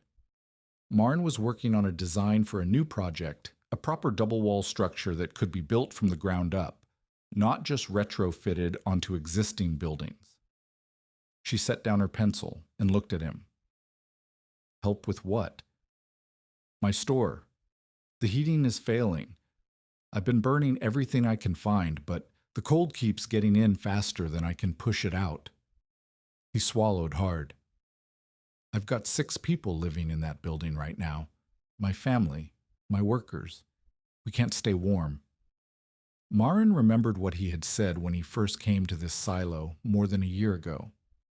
"I'm offering you a future, security for yourself and your children." She remembered his smile, his confidence, his certainty that she would eventually need him more than he needed her. She could have turned him away. She could have refused, the way he had refused credit to the families who could not pay his prices. She could have let him experience what it felt like to need help and not receive it. But that was not who she was. That was not who Brackett had taught her to be. "I'll come look at it," she said. "Hodge will come with me. We'll see what can be done." They went that afternoon. The store was worse than Red had described. The roof was leaking in 4 places. The walls had gaps wide enough to fit a finger through. The heating system was so inefficient that half the fuel's energy was escaping before it could warm the interior. Marin walked through the building, cataloging problems, calculating solutions, feeling the cold that had invaded every corner. "This will take a week to fix properly," she said. "Maybe 2. And it won't be cheap. You'll need materials we can't trade for." "I have money." "Then you'll pay for materials, but you won't pay for labor." She looked at him directly. "This is not a business transaction, Mr. Red. This is survival, the same survival I've been helping families achieve for the past year. You'll receive the same help I've given everyone else, no more, no less." Red's jaw tightened. For a moment, she thought he would argue, would try to negotiate, would attempt to turn even this into a deal that favored him. But something in his face shifted, something that might have been pride crumbling under the weight of necessity. "All right," he said. "Whatever you think is best." They worked on the store for 9 days. Marin, Holga, and 2 of the Engstrom boys sealed and insulated, repaired and redesigned, transformed a building that had been hemorrhaging heat into something that could actually hold warmth. Red watched, at first with resentment, then with confusion, then with something that gradually came to resemble respect. On the 8th day, as they were finishing the final ceiling, Red approached Marin while she worked. "Why did you help me?" he asked. Marin did not look up from her work. "Because you needed help. I tried to buy you out. I tried to undermine you. I told half the territory that your methods were dangerous." "I know." "Then why?" Marin set down her trowel and looked at him, at the man who had threatened her, who had profited from desperation, who had tried to own what she knew and sell it to the people who needed it most. "Because knowledge is not a weapon," she said. "It's not something you hoard and dole out to people who can pay for it. It's something you share as widely as you can with anyone who needs it. If I refused to help you because of what you did to me, I would be doing exactly what you did. I would be using survival as leverage. I would be the kind of person you are." She picked up her trowel again. "I don't want to be that person. So I helped you. That's all."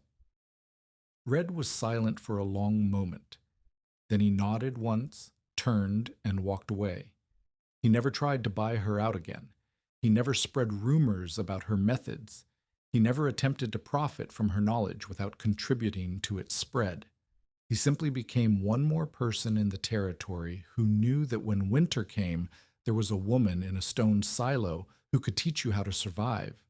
It was not friendship. It was not even respect exactly, but it was something, a kind of truce, a recognition that some things mattered more than profit. The partnership with Hauge deepened through the following year.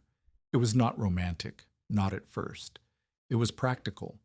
They worked well together, his strength and her knowledge, his patience and her intensity, his willingness to execute and her ability to design. They spent long hours in each other's company, building, teaching, traveling to distant claims to assess problems and propose solutions. They ate meals together, discussed plans together, argued about methods together. Maren did not notice when it changed.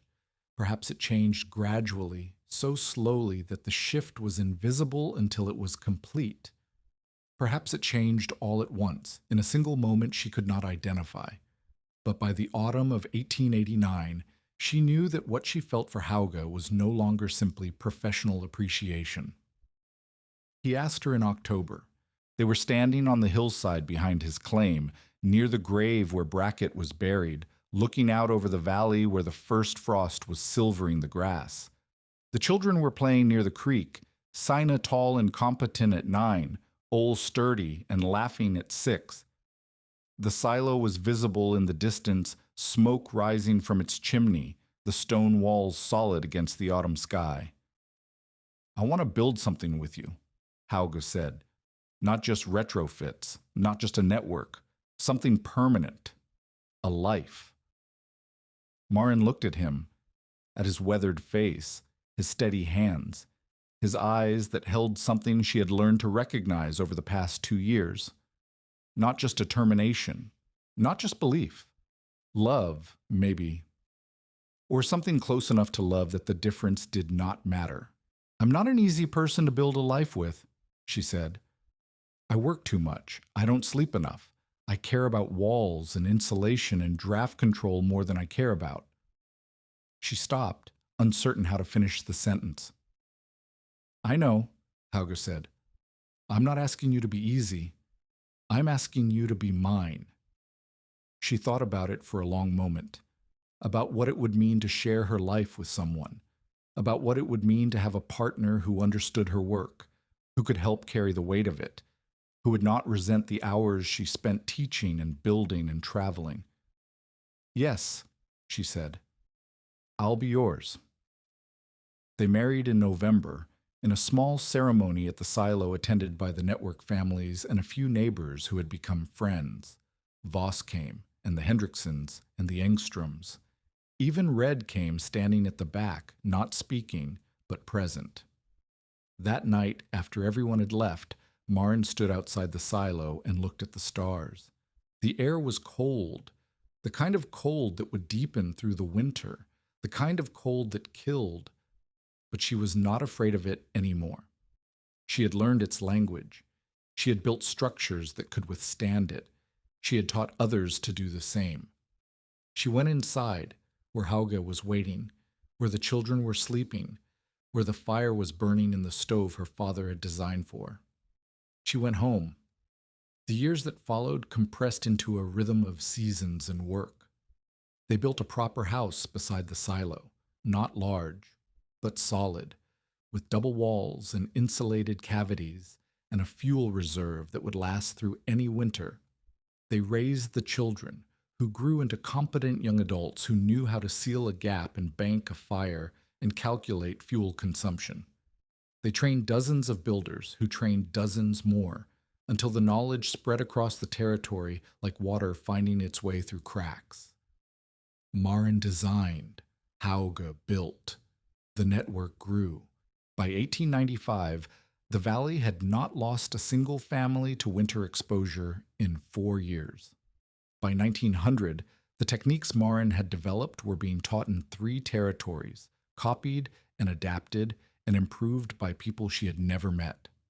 By 1905, the silo where she had survived the blizzard of '88 had become a kind of landmark, the place where the prairie insulation movement had begun, visited by builders and students who wanted to see where it all started. Maren did not become famous. She did not seek recognition or credit. She simply continued working, teaching, building, until her hands grew too stiff to hold a trowel and her eyes grew too weak to read her own diagrams. She died in the spring of 1922 in the house beside the silo, with Hauge holding one hand and Sina holding the other. Ole had died 3 years earlier, taken by influenza, but his children were there, grandchildren Maren had taught to build, who carried her knowledge in their hands, and would carry it forward into years she would never see. Her last words were about mortar, a new mix she had been thinking about, a way to make the ceiling compound more resilient in freeze-thaw cycles. Hodge wrote it down, even though he was weeping, because he knew she would want him to remember. She was buried on the hillside beside Brackett, where the view stretched across the valley to the distant line of the creek. In the decades that followed, the network Maren built reached across 4 territories and touched thousands of families. 7 settlements adopted her basic protocol as standard construction practice. 14 builders trained directly by her went on to train others, creating a chain of knowledge that extended far beyond anyone she had personally taught.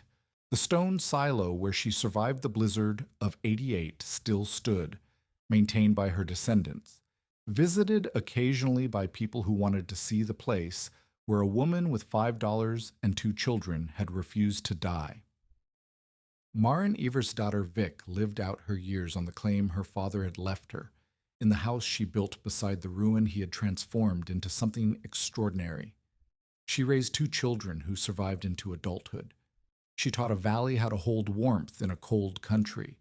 She passed knowledge to people who passed it to others, creating a legacy that outlasted her body by generations. She died with mortar on her mind and a husband's hand in hers, in a room that held stillness the way her father had taught her a wall could hold stillness. And on January 12th of every year after, the anniversary of the blizzard that had tested everything, her family lit a fire in the old silo and remembered what Elias Voss had said when he first rode up to that roofless stone cylinder and saw a woman with nothing trying to survive the impossible. "Stone keeps grain," he had told her. "It does not keep children." But Maren had proven him wrong. She had taken stone that was meant for storage and made it into shelter. She had taken walls that everyone said would freeze her and made them hold warmth.